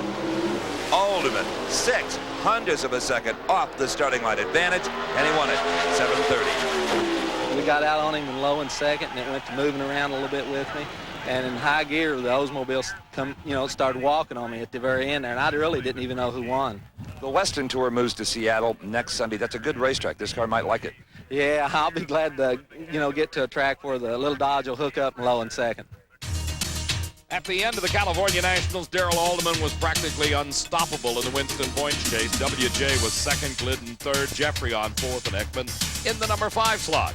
The bluest guys you've ever seen are in Seattle, and they're even more exciting when the Blue Angels come thundering into the Jolly Rancher Candies Northwest Nationals. With Mount Rainier as a backdrop, Seattle International Raceway was one of the most pleasant events of the year and one of the most exciting.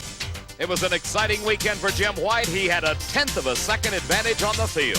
We just feel like if it'll just do what it's supposed to do, everything's going to be just fine. Today, it's just been running flawlessly. Right now, we've got a bit of a problem, but I got the guys that can fix it. It is raining oil off of the back of the car, and I'm sure that's what you're talking about. How serious do you think it is? Well, there's no rods out of it, but it is a little bit damp. We've got some work to do. Okay, we'll let you get at it. The Seattle race was one that kind of went into the record book for Jim White as proving he can run with the big boys, and we mean guys like John Force, because that's who he met in the final. And John Force was starting to realize that with Wes Cerny on that team, they had some equipment and some speed secrets maybe he didn't have. So what did he do? Pummeled him on the starting line. Force, a fantastic 4.7 reaction time, wins it. John Force, that was one terrific side-by-side race with Jim White. Hey, when you're racing that old punch bowl, boy, you got to give her all you got. But I got to say, this old coil-tuned heap and this crew, she made her work. Out in the middle, I guess we all did our jobs. What a weekend, huh? In 2 weeks, Brainerd, more points available, more on the table. Got a match race in Boise and a few days off on the river. We'll be ready for Brainerd. We're hungry. Does John Force ever have a full plate? Well, he certainly did after Seattle in the Winston points chase as he extended his lead over Mike Dunn. Jim White had moved to 3rd, Ed McCullough 4th, and Mark Oswald stayed 5th. With Don Prudhomme losing first round at Sonoma and Joe Amato winning the race, Amato took the Winston Top Fuel points lead. And the Snake took a further blow to his hopes of a championship with a round 1 loss at Seattle, coming at the hands of Cruz Pedregon.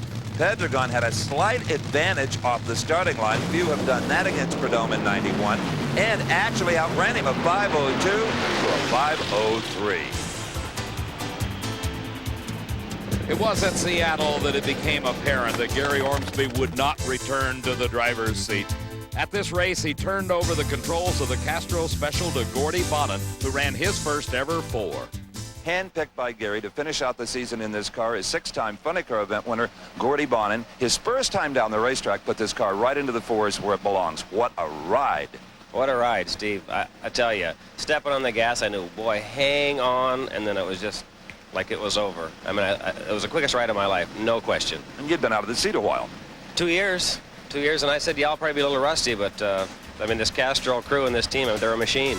No one has more inspiration to win the day than you do. None at all. I mean, we're doing this whole thing for Gary. He could have parked this. We're here. We want to take that trophy back to Gary on Tuesday. But Joe Amato was to stand in their way. He, Tim Richards, and the crew meant to dominate the last race of the Western Swing. Of course, they won on the mountain in Denver, pulled out that mechanical miracle at Sonoma, and desperately wanted the hat trick to pad that points lead.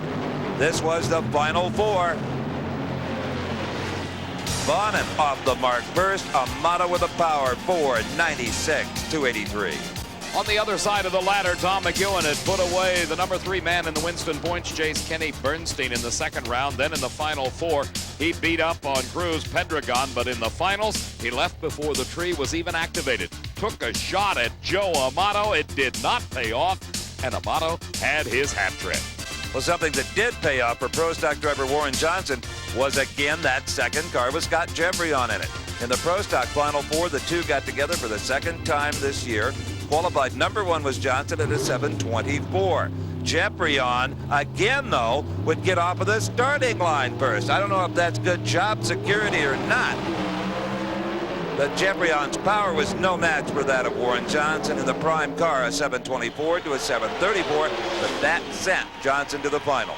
On the other side of the eliminations ladder, one driver had a chance for some revenge, and he took his measure of it. Larry Morgan in the Castrol Oldsmobile, loser to Darrell Alderman's hole shot just a week earlier at Sears Point, put one of his own on Alderman in the Dodge. But it was only 100th of a second, not near enough, when Darrell Alderman ran a 7:29 at over 188 miles an hour to move to the finals of the Northwest Nationals, where once again his opponent would be Warren Johnson.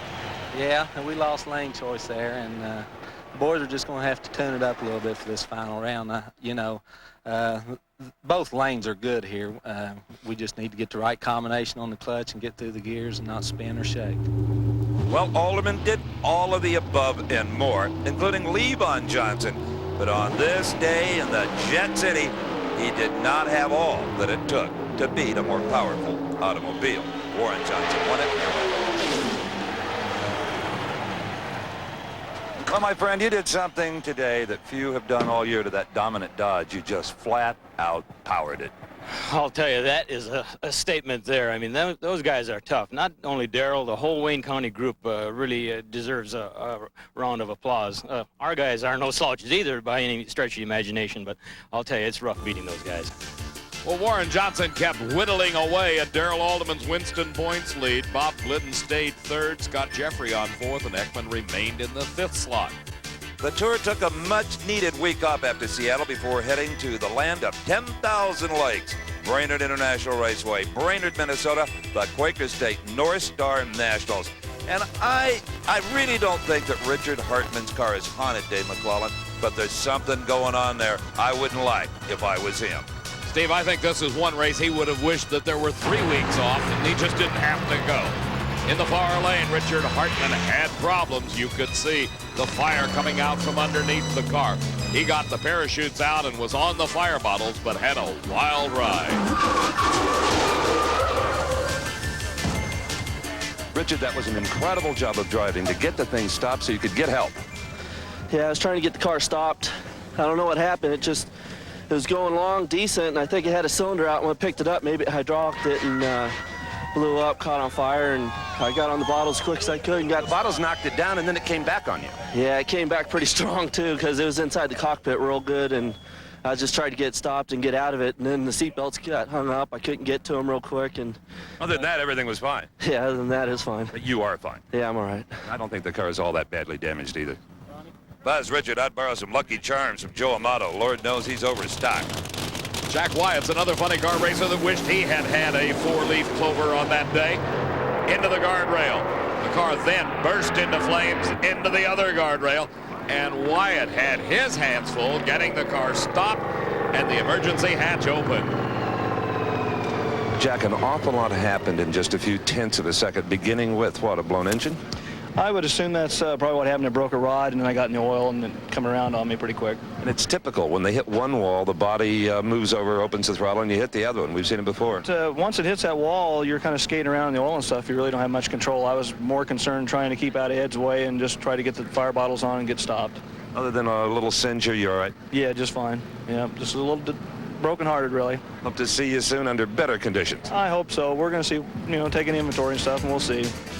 The final round at Brainerd in funny car racing found John Force racing Mark Oswald. Oswald had qualified third, Force in the number 5 spot, and Oswald was very competitive at this race. John Force may tease a lot about a lot of teams, not this one. The man who wrenches that car, Bill Schultz, formerly worked for Force. He knows how good he is, and everybody knows how good Mark Oswald is. Absolutely unflappable in a funny car. I don't care what happens. Mark Oswald will drive it to its knees. Oswald gained almost 0.04 of a second at the starting line, but Force got it back and won by inches. John Force, 3 in a row. Congratulations. A great win here in Minnesota. We're excited, Steve. It's a chance maybe to win another world championship, and we just kind of keep trying to push that lead out there. And today, some of the bad guys fell, and it's just fate there. You made good money today, the big money at the U.S. Nationals Labor Day weekend, and you're hot. Yeah, but you got to hand it. Old McCullough's won that about 100 times, and we'll go down there and just do our best. And right now, we're not chasing money, we're chasing points. Celebrate. Thank you. In Top Fuel, it came down to another man who had won 3 in a row, Joe Amato, who has an intense sense of history. Yeah, we'd be the first person in the history of drag racing to win a Top Fuel class 4 national events in a row. I mean, there's a lot of guys who've tried and they've always got the 3 and they've fumbled. And we really had a lot of pressure to do it. Plus, we've run 4 times. We're trying to win our 4th world championship. We've run 54 second runs. We've won this race 3 times. So if we win it again, it'll be the 4th time. I mean, that's a lot of 4s. And I guess when he wears those trick driving glasses, he can have 4 eyes. His opponent was having problems. Kenny said at the other, and there's something wrong with chasing it. Well, yeah, we're still fooling around in the clutch area and trying to make the thing consistent. And that last run, we had to make a move. We got ourselves backed into a corner with used clutch discs compared to what we wanted to run. And we're sort of in that same situation again now, except we have more information. So we're going to try and adjust to it better this time. Bernstein had actually out-qualified Amato at Brainerd. In the number 3 spot, Amato was 4th, separated by only 100th of a second. And in the final round, maybe Amato's trick driving glasses fogged over because he gave up a whole shot to Bernstein that carried him all the way to the winner's circle. Bernstein's time, a 5:05. A lot of good things have happened today. You moved into 2nd in the points. You picked up 200 just now on Joe for the Winston Championship. Well, at least it's not over with. I think if he'd won here, it'd have been pretty much over with. At least there's a taste of an outside shot. But at least, we give him a little battle today in the Budweiser King Quaker State. Mac, 2 legal snacks is back. Oh, that's good news. I'm relieved to hear that. That's 4 wins this year for Kenny Bernstein. And those 4 victories have kept him close to Amato in the Winston Chase. Prudhomme's 3rd, Hawley in 4th, and Laurie Johns in number 5. We haven't talked much about Bruce Allen and Pro Stock and the Rarin Morrison Chevrolet. Well, that's because he hadn't been a winner since this race a year ago. And guess what? 1991, Brainerd again in the final round. And the competition was to be the hottest car in Pro Stock racing. That Dodge of Darrell Alderman once again came from his number 2 qualified spot to race against Allen, who had finished in the number 4 position. Allen loves this racetrack. And it was never more evident than on this day in 1991, because he put a whole shot on Alderman by 100th of a second. Then the mechanical gremlins that had plagued the Super Shops team all year long set in once again, and Alderman won the race with a 7:32 at 187 miles an hour. Just a week and a half after Brainerd, the Tour moved to the biggest of them all, the U.S. Nationals at Indianapolis Raceway Park. Just as this race was getting underway on Wednesday, word came from California that Top Fuel champion Gary Ormsby had succumbed to cancer. Immediately, it became apparent to all that this U.S. Nationals in 1991 would be something special. In fact, it was dedicated to the memory of Gary Ormsby.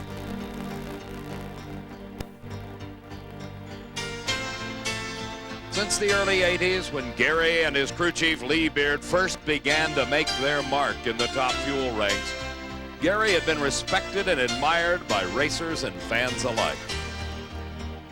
The 1989 season, despite two devastating crashes, was the pinnacle of Gary's racing career. He won the Winston Top Fuel Championship, culminating a season-long battle with Joe Amato. A very private person, Gary confided the facts of his illness only to his longtime girlfriend, Susie Hoops, whose quiet strength was there for Gary until the end. Drag racing has lost a champion, the team has lost a leader, and we have lost a friend.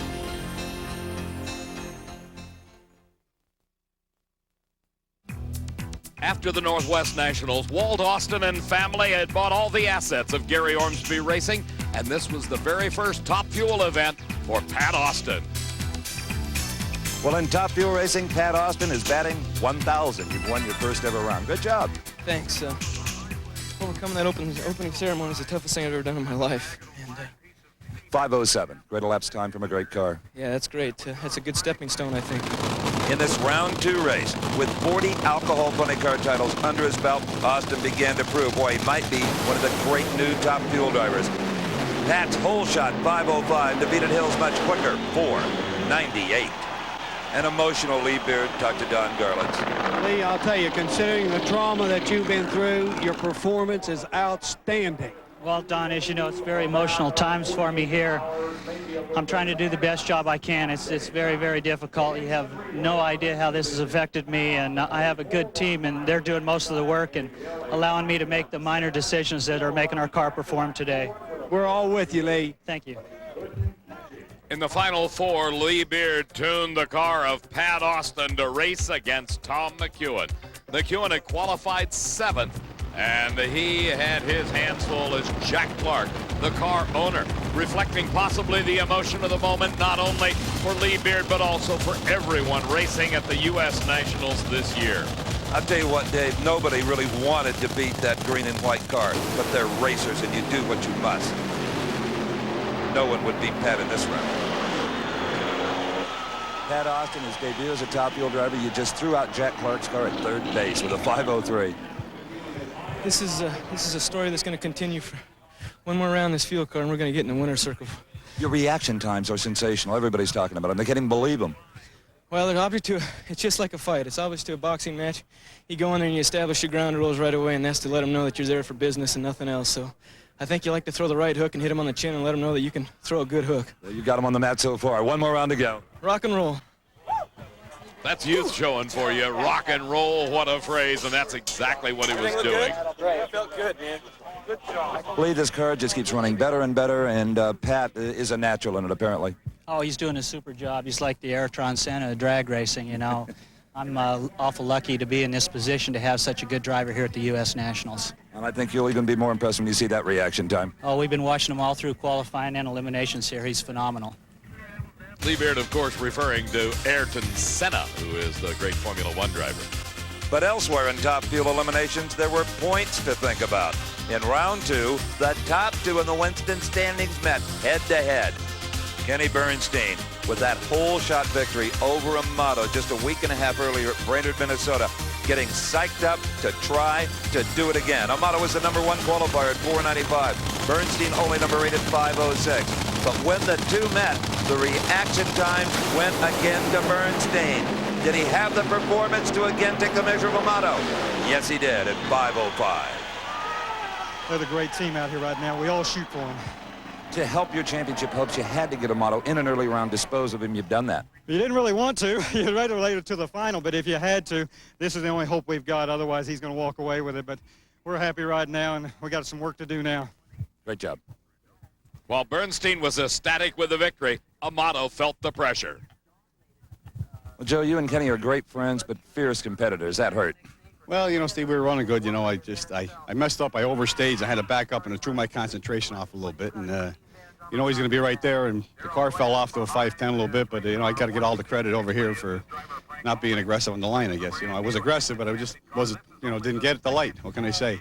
Thanks, Joe. We'll make a championship out of it anyway. That championship he referred to, of course, would be his 4th Winston title.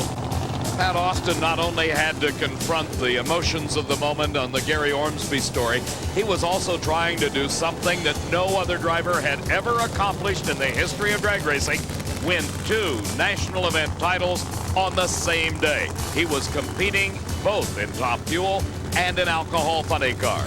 And you have no idea how difficult that is to do. Austin met Tony Bertone in the alcohol funny car final. Imagine now, this is a clutch car, not a centrifugal machine like the drag. So you've got to shift gears. A lot of things have to be done, and Austin did them all perfectly to a 6:01.233 victory. There was very little celebration at the far end with Pat Austin. He had his mind on winning Top Fuel for Gary Ormsby. Into a golf cart in front of the fans, cheering wildly, as you remember, Dave McClellan. He strapped himself into the race car with Gary Ormsby's name on the windshield to honor his fallen friend. Gary's name appeared on the cowl of all the Top Fuel dragsters this weekend in Indianapolis. The engines came to life. The signal for Pat Austin to approach the water box, and it was at that moment that the bubble burst. The supercharger exploded as he came out of the water, and that brought an end to the day of Pat Austin. You saw the crewman, you saw starter Buster Couch throw down their towels, indicating what a disappointment it was for everyone. Lee Beard hiding the emotions as best he could. Pat Austin came out of the car, over the guardrail, knowing his chance was gone. The throttle response on these fuel cars are just a little more sensitive than an alcohol car, wouldn't you say? It's incredible. It's the hardest thing about driving one of these nitro cars. I mean, I feel bad for the team because that was obviously driver error. I mean, it's either open or it's closed, it seems like, and I was getting a handle on it, and it just seemed like the tires hooked up a little harder than I should have. I should have maybe hit it a little harder to start or got more water in the tires or something. I don't know what's going on. But let me tell you something. Take it from an old pro. You did one hell of a job today anyway. Coming from you, that means a lot. Thank you. But there was more pain to be endured by Pat Austin. Kenny Bernstein smoked the tires immediately off the starting line. Pat knew had he only survived the burnout, he would have won it for himself and, more importantly, for Gary.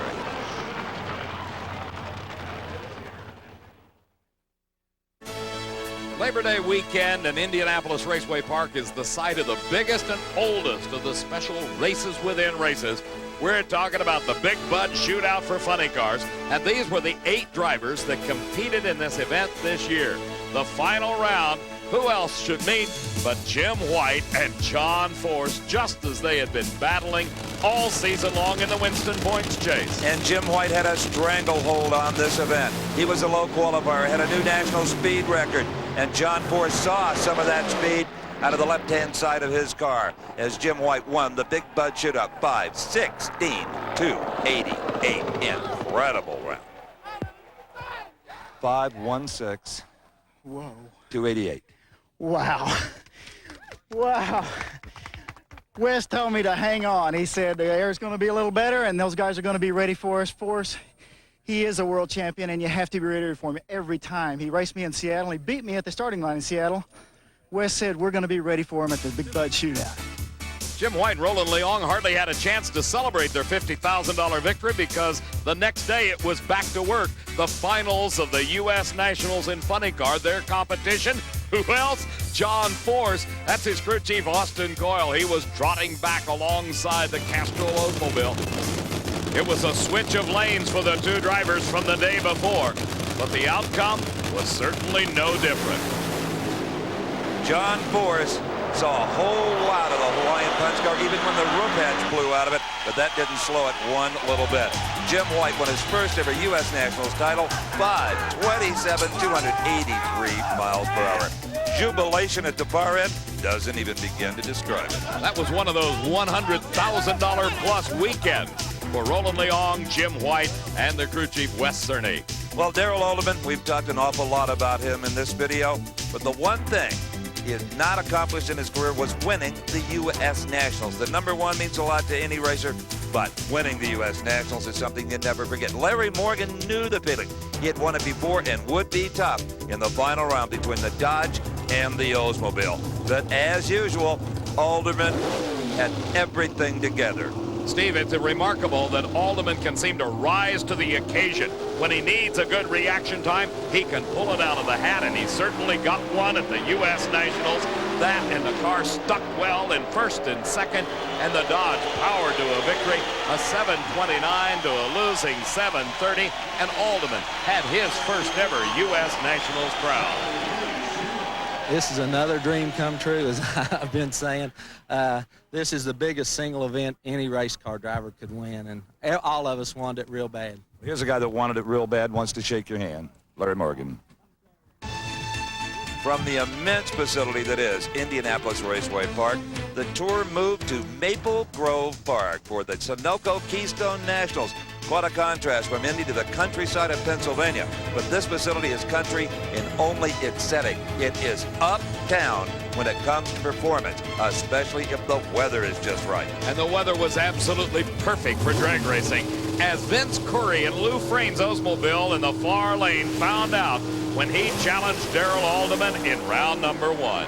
The biggest upset in pro stock of the entire season, something that hadn't happened all year long. Round 1, adios, Alderman. We had problems with this engine earlier in the qualifying, and then this morning when we were setting the clutch gap, for our other motor, the good motor, we broke a lifter in it. We had to switch engines. Well, Vince, this has got to be a real exciting morning for you. Oh, man, it is, especially after what happened at Indy. I don't know. I'm lost for words. Well, you ran better than he did, so you should have won. Well, what did I run? I still don't know. 7:33. Oh, God. We got to step it up, I guess. Thanks. Good luck. All righty. Vince Curry made it to the Final Four in Indianapolis just a couple of weeks ago. And at the Keystones, the performance hits just kept on coming. With Alderman out, it was a big opportunity for Warren Johnson to step up and show what he was made of. He started off round 1 with a new national record, 7.180, the quickest run in pro stock history. Warren was hot.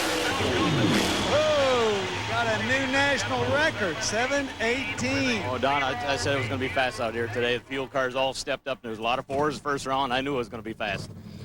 And then, of course, Warren is, Darrell is out, so...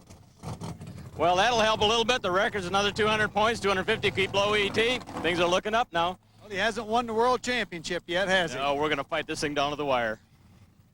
WJ advanced to round number 2, where his competition was the Super Shop Chevy Beretta of Bruce Allen. And Warren Johnson won it. Then in the Final Four, Bob Glidden and the Ford fell to the charging Oldsmobile till the final round when it was a pair of Oldsmobiles. Mark Powick in the near lane put a huge hole shot on WJ, but Johnson and the AC Delco Oldsmobile ran 7:19 to take the victory. Well, I don't know if I won this thing. This car won this thing, and that all the credit goes to Greg and Kurt and Gordy and John and the guys that got this car, because I wasn't driving worth a damn today. You know, I mean, some days you can't bowl a strike, you can't hit a home run, and it just was one of those days. The car is what won this race today. Well, then the car took every available point you can win at a national event, a grand total of 1,382. Just enough to tease Warren Johnson into really going for it the remainder of the season against Darrell Alderman. Still a wide points gap, but Warren Johnson, you heard him say, it's going to go down to the wire. Like Warren Johnson dominated this race, Jim White has certainly dominated Funny Car, a 5:15 in qualifying. John Force, a 1/10 of a second off going into the final.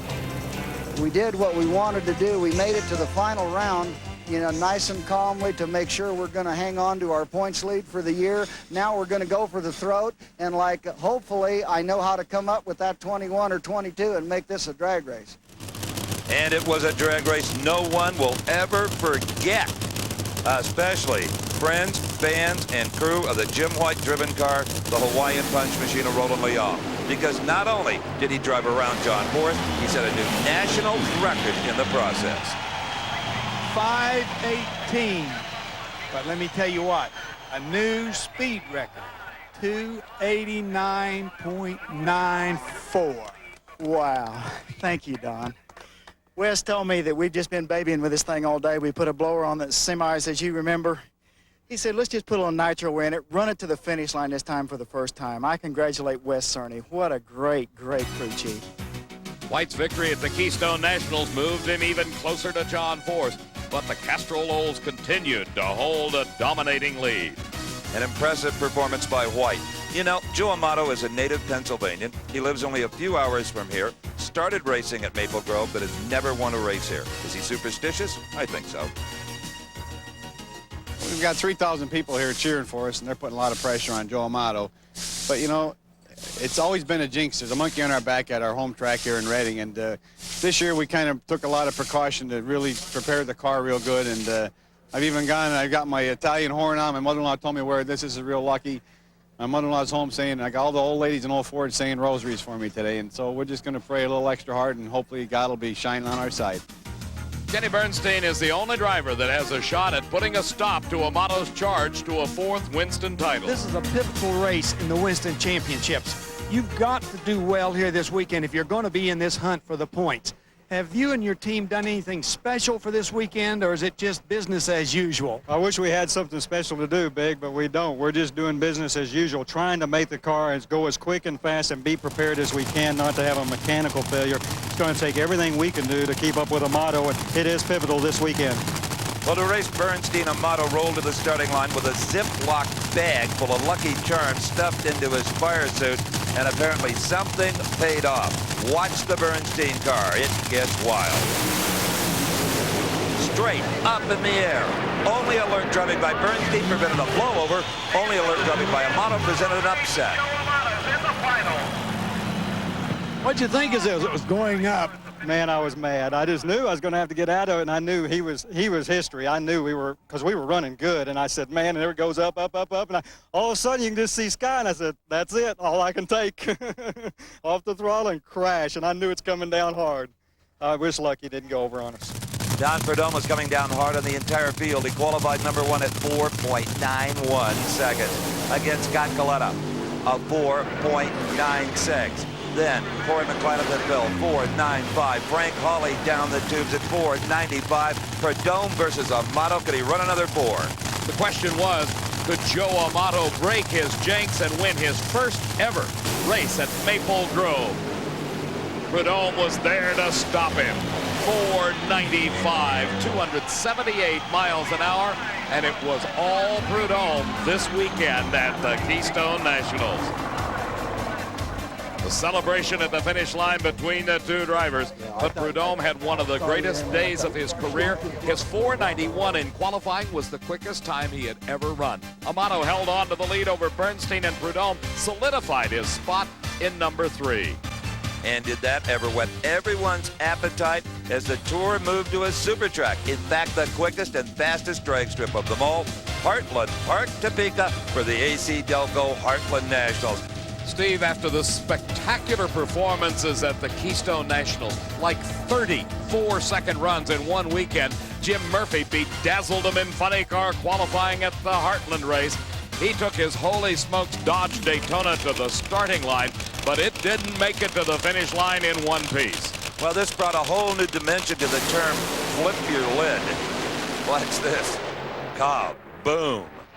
Both parachutes out. Murphy was just fine. We talked with him. Jim, that's got to be one strange sensation. The ultimate sunroof all of a sudden. Exactly, Steve. It seemed to be on a pretty decent, seemed to be moving okay, and I think it probably dropped a cylinder or two, and blower backfired. I'm not sure exactly, probably hydraulic and caught a valve, and off it came, and all of a sudden we were there with the body on, and all of a sudden it's sunny out. You're qualified. The body doesn't look that bad. It's just going to be a long night. Boy, that could be. I'm not sure. I haven't seen the body or anything yet, but it will be a long night if that's the case. Well, how about a long season? The saga of hard luck Hartman continued at the Heartland National. Watch this. Poor guy. He lit another one up, and another great job of getting the car stopped. Richard, in a situation like that, your talent is as important as the fire bottles. Yeah, you got to get the car stopped and keep it off the guardrail, and sometimes that's hard to do when you're skating around in oil and you got smoke filling up in the cockpit. But that time, luckily, it happened right off the line, and I was able to get it under control pretty quick. It's been a tough year for you, kid. Yeah, real tough. Steve, that was probably the understatement of the entire season. A tough year for Richard Hartman. The funny car star at the Heartland Park race turned out to be none other than Mark Oswald, the only winner this race has ever seen. That's right. In its third annual running, it was Mark Oswald. Here in the Final Four, he was against John Boers. John feeling the pressure of the point. Second off the mark, second across the finish line. Oswald wins it by 1/100th of a second. It was an exciting race. In and out was right out the window, and we just did all we could this weekend, and we're excited with our car. We're just going to head for Dallas and let someone else try to take that old punch car out. The one that had the opportunity to punch out wide was Mark Oswald, and he took advantage of it. He did it on the starting line. He did it on the finish line, and for the third consecutive year, Mark Oswald, the funny car champ. Well, the great white that couldn't be caught has been reeled in by Mark Oswald. Stunning job, 524. It's not me. It's just everybody on this In-N-Out Burger team. They're tough. You know, Steve, it's been just a Cinderella story with this car. The first race we ever took it to, Gainesville this year, we won with. This is the last race this car will be won at. We took it out winning. So Jeff and Susan Bernstein have been real good to us in campaigning this car, and we're just glad we could give them a winner going in and a winner going out. Darrell Alderman should have clinched the Winston Championship at Topeka, but Warren Johnson matched him step for step all weekend. Nonetheless, Alderman won his 10th event of the 1991 season. That was one step Warren didn't take. And as far as the title is concerned, well, it's a mere formality when they get to the next race in Dallas. Another outstanding performance. Darrell Alderman, 10 victories in one season, and there's more left. That 10th victory established a new single-season record. The former mark, held by Bob Glidden, was 9. After the Heartland Nationals, it was down to mathematical possibilities only. Warren Johnson in his quest for a Winston Championship to be denied by Darrell Alderman. And Dave, almost any hope there was for Kenny Bernstein to wrest the Winston Championship away from Joe Amato took a dark turn at the Heartland Nationals. There you see it. Kenny red-lighted away his chances in the Final Four. Remember the U.S. Nationals where Pat Austin had a chance to win 2 national event titles in a single day? Well, at Heartland Park, Topeka, he did it. He beat Chuck Cheeseman in the finals of Alcohol Funny Car. Then he jumped on his scooter and streaked back to the starting line, where he climbed back into the Castrol Top Fuel dragster to race against Joe Amato. This was one of the greatest driving jobs I've ever seen. Watch the left side of your screen, the green and white Castrol car. A perfect light is 4:00, okay? 4:07 he lays on Amato. And at the far end of 4:97, Pat Austin, one of the great ones at 26. That was his first ever 4-second elapsed time, and it came in a winning effort. Pat Austin trying to get composed because he knows he just made drag racing history. No one has ever done what you've just accomplished. What can you say? Well, I'll give you more good news. Your first 4-second run as well. I told you it was going to come at the right time. You did. You got to set him up, and we set him up and did just what we wanted to do. And you drove the wheels off this race car today. Hey, I got big shoes to fill, and I'm trying to do a good job. Absolutely. Gary would be proud. 26 years of age, he may be the greatest driver this sport has ever seen. The emotion showing in the voice of Pat Austin as he talked with Steve Evans after that record-setting performance. Next was the super track. We're talking about the Texas Motorplex just outside of Dallas, Billy Meyer's place in the Chief Auto Parts Nationals. But the weather here kind of held everybody back. The temperature in the low 90s, it was windy, and the cars not running as they should. On the sports-only all-concrete racetrack, all Darrell Alderman had to do was qualify for Pro Stock, and his second Winston Championship was in the bag. He did that handily, and we had a nice conversation. Well, that'll do it. Simply by qualifying here in Dallas, Darrell, you are again the Pro Stock Winston champion. Well, that's great, Steve. You know, it's been an unbelievable year for us, and consistency's what's got us here. Wayne County Speed Shops just kept this car so consistent this year. I mean, any driver could win. And a record 10 national event wins. Yeah, I know. Someone could have told me at the beginning of the year we was going to win 10 national events, and I'd said, no, I don't believe that. Well, let me show you what it's earned you. Bring it in. Bobby Maston, the Winston Drag Racing team leader, Mickey Netting of RJR, $100,000. Thank you. Congratulations. Thank you. Winston brand of cigarettes. 2 years in a row, $100,000. You're the champ, buddy. Congratulations. Thank you very much. Appreciate that. And Bobby Maston, you have been, well, it'll be 20 races in just 2 weeks, and you've seen this man and what he's gone through. A great job. The man has just had a fantastic year, and on behalf of the NHRA Winston Drag fans all over the country, Darrell, again, congratulations on a super year. And you've still got a race to win here. Yes, we do. I mean, we're not giving up now. I mean, there's 2 more races this year, and we'd like to win them both. Go get them. Thank you. Well, this one got away from the little Dodge here at the Motorplex as Larry Morgan outpowered him in the Final Four. Something Morgan had been trying to do for a long time, a 726 to a 729. After this race, Larry Morgan would advance to the finals to race against Warren Johnson. And WJ left a big red light glowing. Larry Morgan, the champion at the Texas Motorplex and the Chief Nationals. Meanwhile, in funny car, John Force was trying to clinch his second funny car title. Red hot again was White, qualified low to 514. Watching as John took on Gordon Mineo. Come on, Flash. Come on, Flash. Flash Gordon Mineo, as he's called, in about a 4-year-old former Blue Max car. Right? A drastic contrast in equipment and experience. John Force had this one in the bag, right? Wrong. Tires go up at half track. Mineo wins. You're alive more than ever now. We are alive and well. I can't believe they smoked the tires out here like that. They're good guys. They're world champions. I'm glad we don't have to race them next round. In the final of funny car, Jim White had to not only win the race, but he also had to set a new national record to give him a real shot at the title at the Winston Finals. He did not do it. Remember Al Hoffman from the Winston Invitationals? Here he is again, the winner. 536. So, John, it's over. That's it. I can't even believe it. It's finally over. Yeah, and I'm still sick. I'm in shock. I got to see this boy Hoffman. Well, I don't think they went for the record. I don't know what they did. I don't even care. I'm going home. It's done. I survived another year. Awesome. All John Force has to do is qualify at the Winston Finals, and he's got his second consecutive title. And at Dallas, Jack Ostrander had his second disaster in 1991. Remember Sonoma, that horrible far-end crash? Well, watch one more time as Jack Ostrander goes for a horrible ride. The chassis broke just behind the engine. The car makes contact engine first with a wall, and he came by me with a sickening, grinding sound. More good news.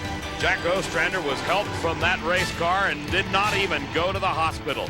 The emergency crew checked him out on the scene. He was found to be okay. His 4-year-old car, when the parachutes came out, separated right behind the engine, pulling the entire rear end off the car. Ostrander again for a wild ride. Jack Ostrander's shaken, obviously, but he has survived his second terrible accident of the season. You okay, Jack? Sure. I don't know what happened. I don't think anybody's sure what happened. A lot of things may have happened. I don't know. The motor looks like it's still together. I don't, 2 in 1 season, that's more than any man ought to have to experience. One's enough. Believe me. One's too many. He's fine. In the first round of elimination, the leader in the Winston points chase, Joe Amato, fell to Maurice DuPont.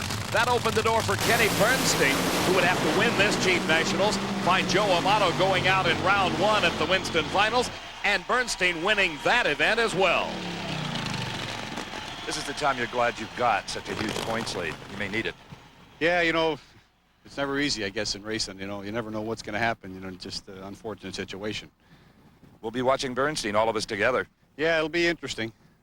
Kenny, there's a teeny little light at the end of the tunnel here with the motto out. It's a little bitty one, but certainly that's what has to happen, is him to go out early and us to keep winning for us to ever catch him. But it's still a long way, but at least maybe there's a chance. And it's worth it now to lean on this thing, maybe take some chances. Going to have to, I think, especially if we ever get to the final and have to run Prudhomme, because we sure can't run 92 like this. But we're consistent. That's what we need to be. Great job. And lo and behold, it was Don Prudhomme that Kenny Bernstein met in the finals. The Bernstein team had lived up to the pressure, but in the final, Prudhomme was just too strong. A repeat of the final in Montreal with opposite results. Joe Amato loved that one. Don Prudhomme wins the Chief Nationals in Dallas. Joe Amato can afford to relax a little bit. All he has to do now is win the first round at the Winston Finals. For Prudhomme, what a turnaround from the problem-plagued season of 1990.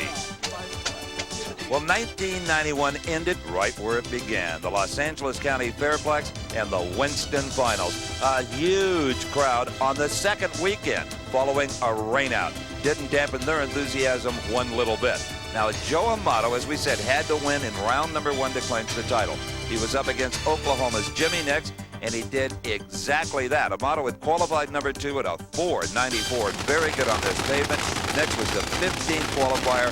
This was it for Joe Amato in his Valvoline Special. Beat Nix, count the money. No problem. A 4.95 did it. Great job. That's unbelievable, Steve. You know, the pressure all year has been crazy. You know, it's been an up and down year, and we come true. My crew came through, and for Team Valvoline to win 2 championships like this here, I mean, they just did such a good job. I mean, we had a lot of pressure and a lot of mailocks in our pit for the last month, but what can I say? 4 times that puts us on a special pedestal in the world. And you did it in style with a 4.95. You broke his back. If we're going to do it, we might as well do it and go out being on the top of the shelf. Now we'd like to win the race. That'll be the icing on the cake. Well, this was the day that the icing melted and ran off the cake for Joe Amato. The car would not start in his second round race against Corey McLenathan. But bear in mind, Joe Amato, the only 4-time Winston champ. What in the world has happened?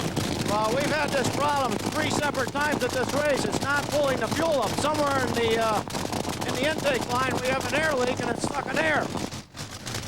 Well, I'm sure it seemed to everybody that this was anticlimactic. Amato was out, crowned the champion. All Corey Mack had to do was make a single. Well, it broke right up the starting line. The blower popped.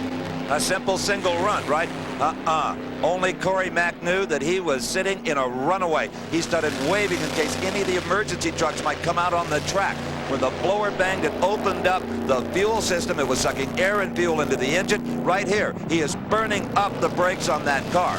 Instead of losing speed, he is picking up speed. What to do? What any train driver will do at Pomona. Take it into the emergency sand trap and into the net. With disastrous results to the car, the fuel tank flying out, exploding. You see it on the left. The good news, Corey Mack was okay. What an incredible job by Corey McLenathan. He had the opportunity to take a left-hand turn, but as the car had neared that sand trap at the end of the racetrack at Pomona, it actually began to pick up speed. McLenathan got out of the car under his own power. Watch closely. You can see a very slight flash right there when the supercharger let go. That in turn stuck the throttle open and carried McLenathan all the way down to the end, building up speed across the sand until it ran into the catch net at the end. A huge rope affair off of an aircraft carrier used here to stop a runaway race car. Well, Corey, you knew you had a runaway car before any of us did. Yeah, I mean, something in that case, I didn't know what to do. I couldn't unstick the throttle. I pulled the parachutes. I did everything that they give us for safety-wise to stop the car, other than using my feet. You know, I didn't know. There wasn't a dang thing I could do. I didn't want to go through the parking lot. It might hurt somebody else. I had to do what they make these things for, drive it right through the sand. You did a fine job. Thank you very much. Corey McLenathan uninjured, but we can't say the same for his race car. In the final of Top Fuel, Pat Austin got revenge on Kenny Bernstein for the U.S. Nationals and finished the season with a shot over the bow of all Top Fuelers concerning next season. The Castrol crew celebrating Walt Austin, his dad, having all the confidence in the world in that 26-year-old driver. And the question is, what kind of impact is he going to have on the 1992 Winston points chase? You could not now, after what you've seen, forget Al Hoffman and his crew chief, Tommy Anderson. They won their second national event title, along with the Winston Invitational, a pretty good payday. Al Hoffman actually outdrove John Forrest in the Final Four. That didn't mean a thing to this hometown crowd. The Southern Californians cheered one of their own all the way up the Pomona return road. And what more can you say about Darrell Alderman winning his 11th title at Pomona and the Winston Championship for the second year in a row? Quite a season for that little dog. All in all, David, it was quite a season for all of us that love NHRA Championship Drag Racing, whether men fortunate as we are to handle the television chores, if you can call that a chore. The fans, the racers, all of us adored 91. For Drag Racing 91, I'm Dave McClellan. And I'm Steve Evans. We'll see you next year.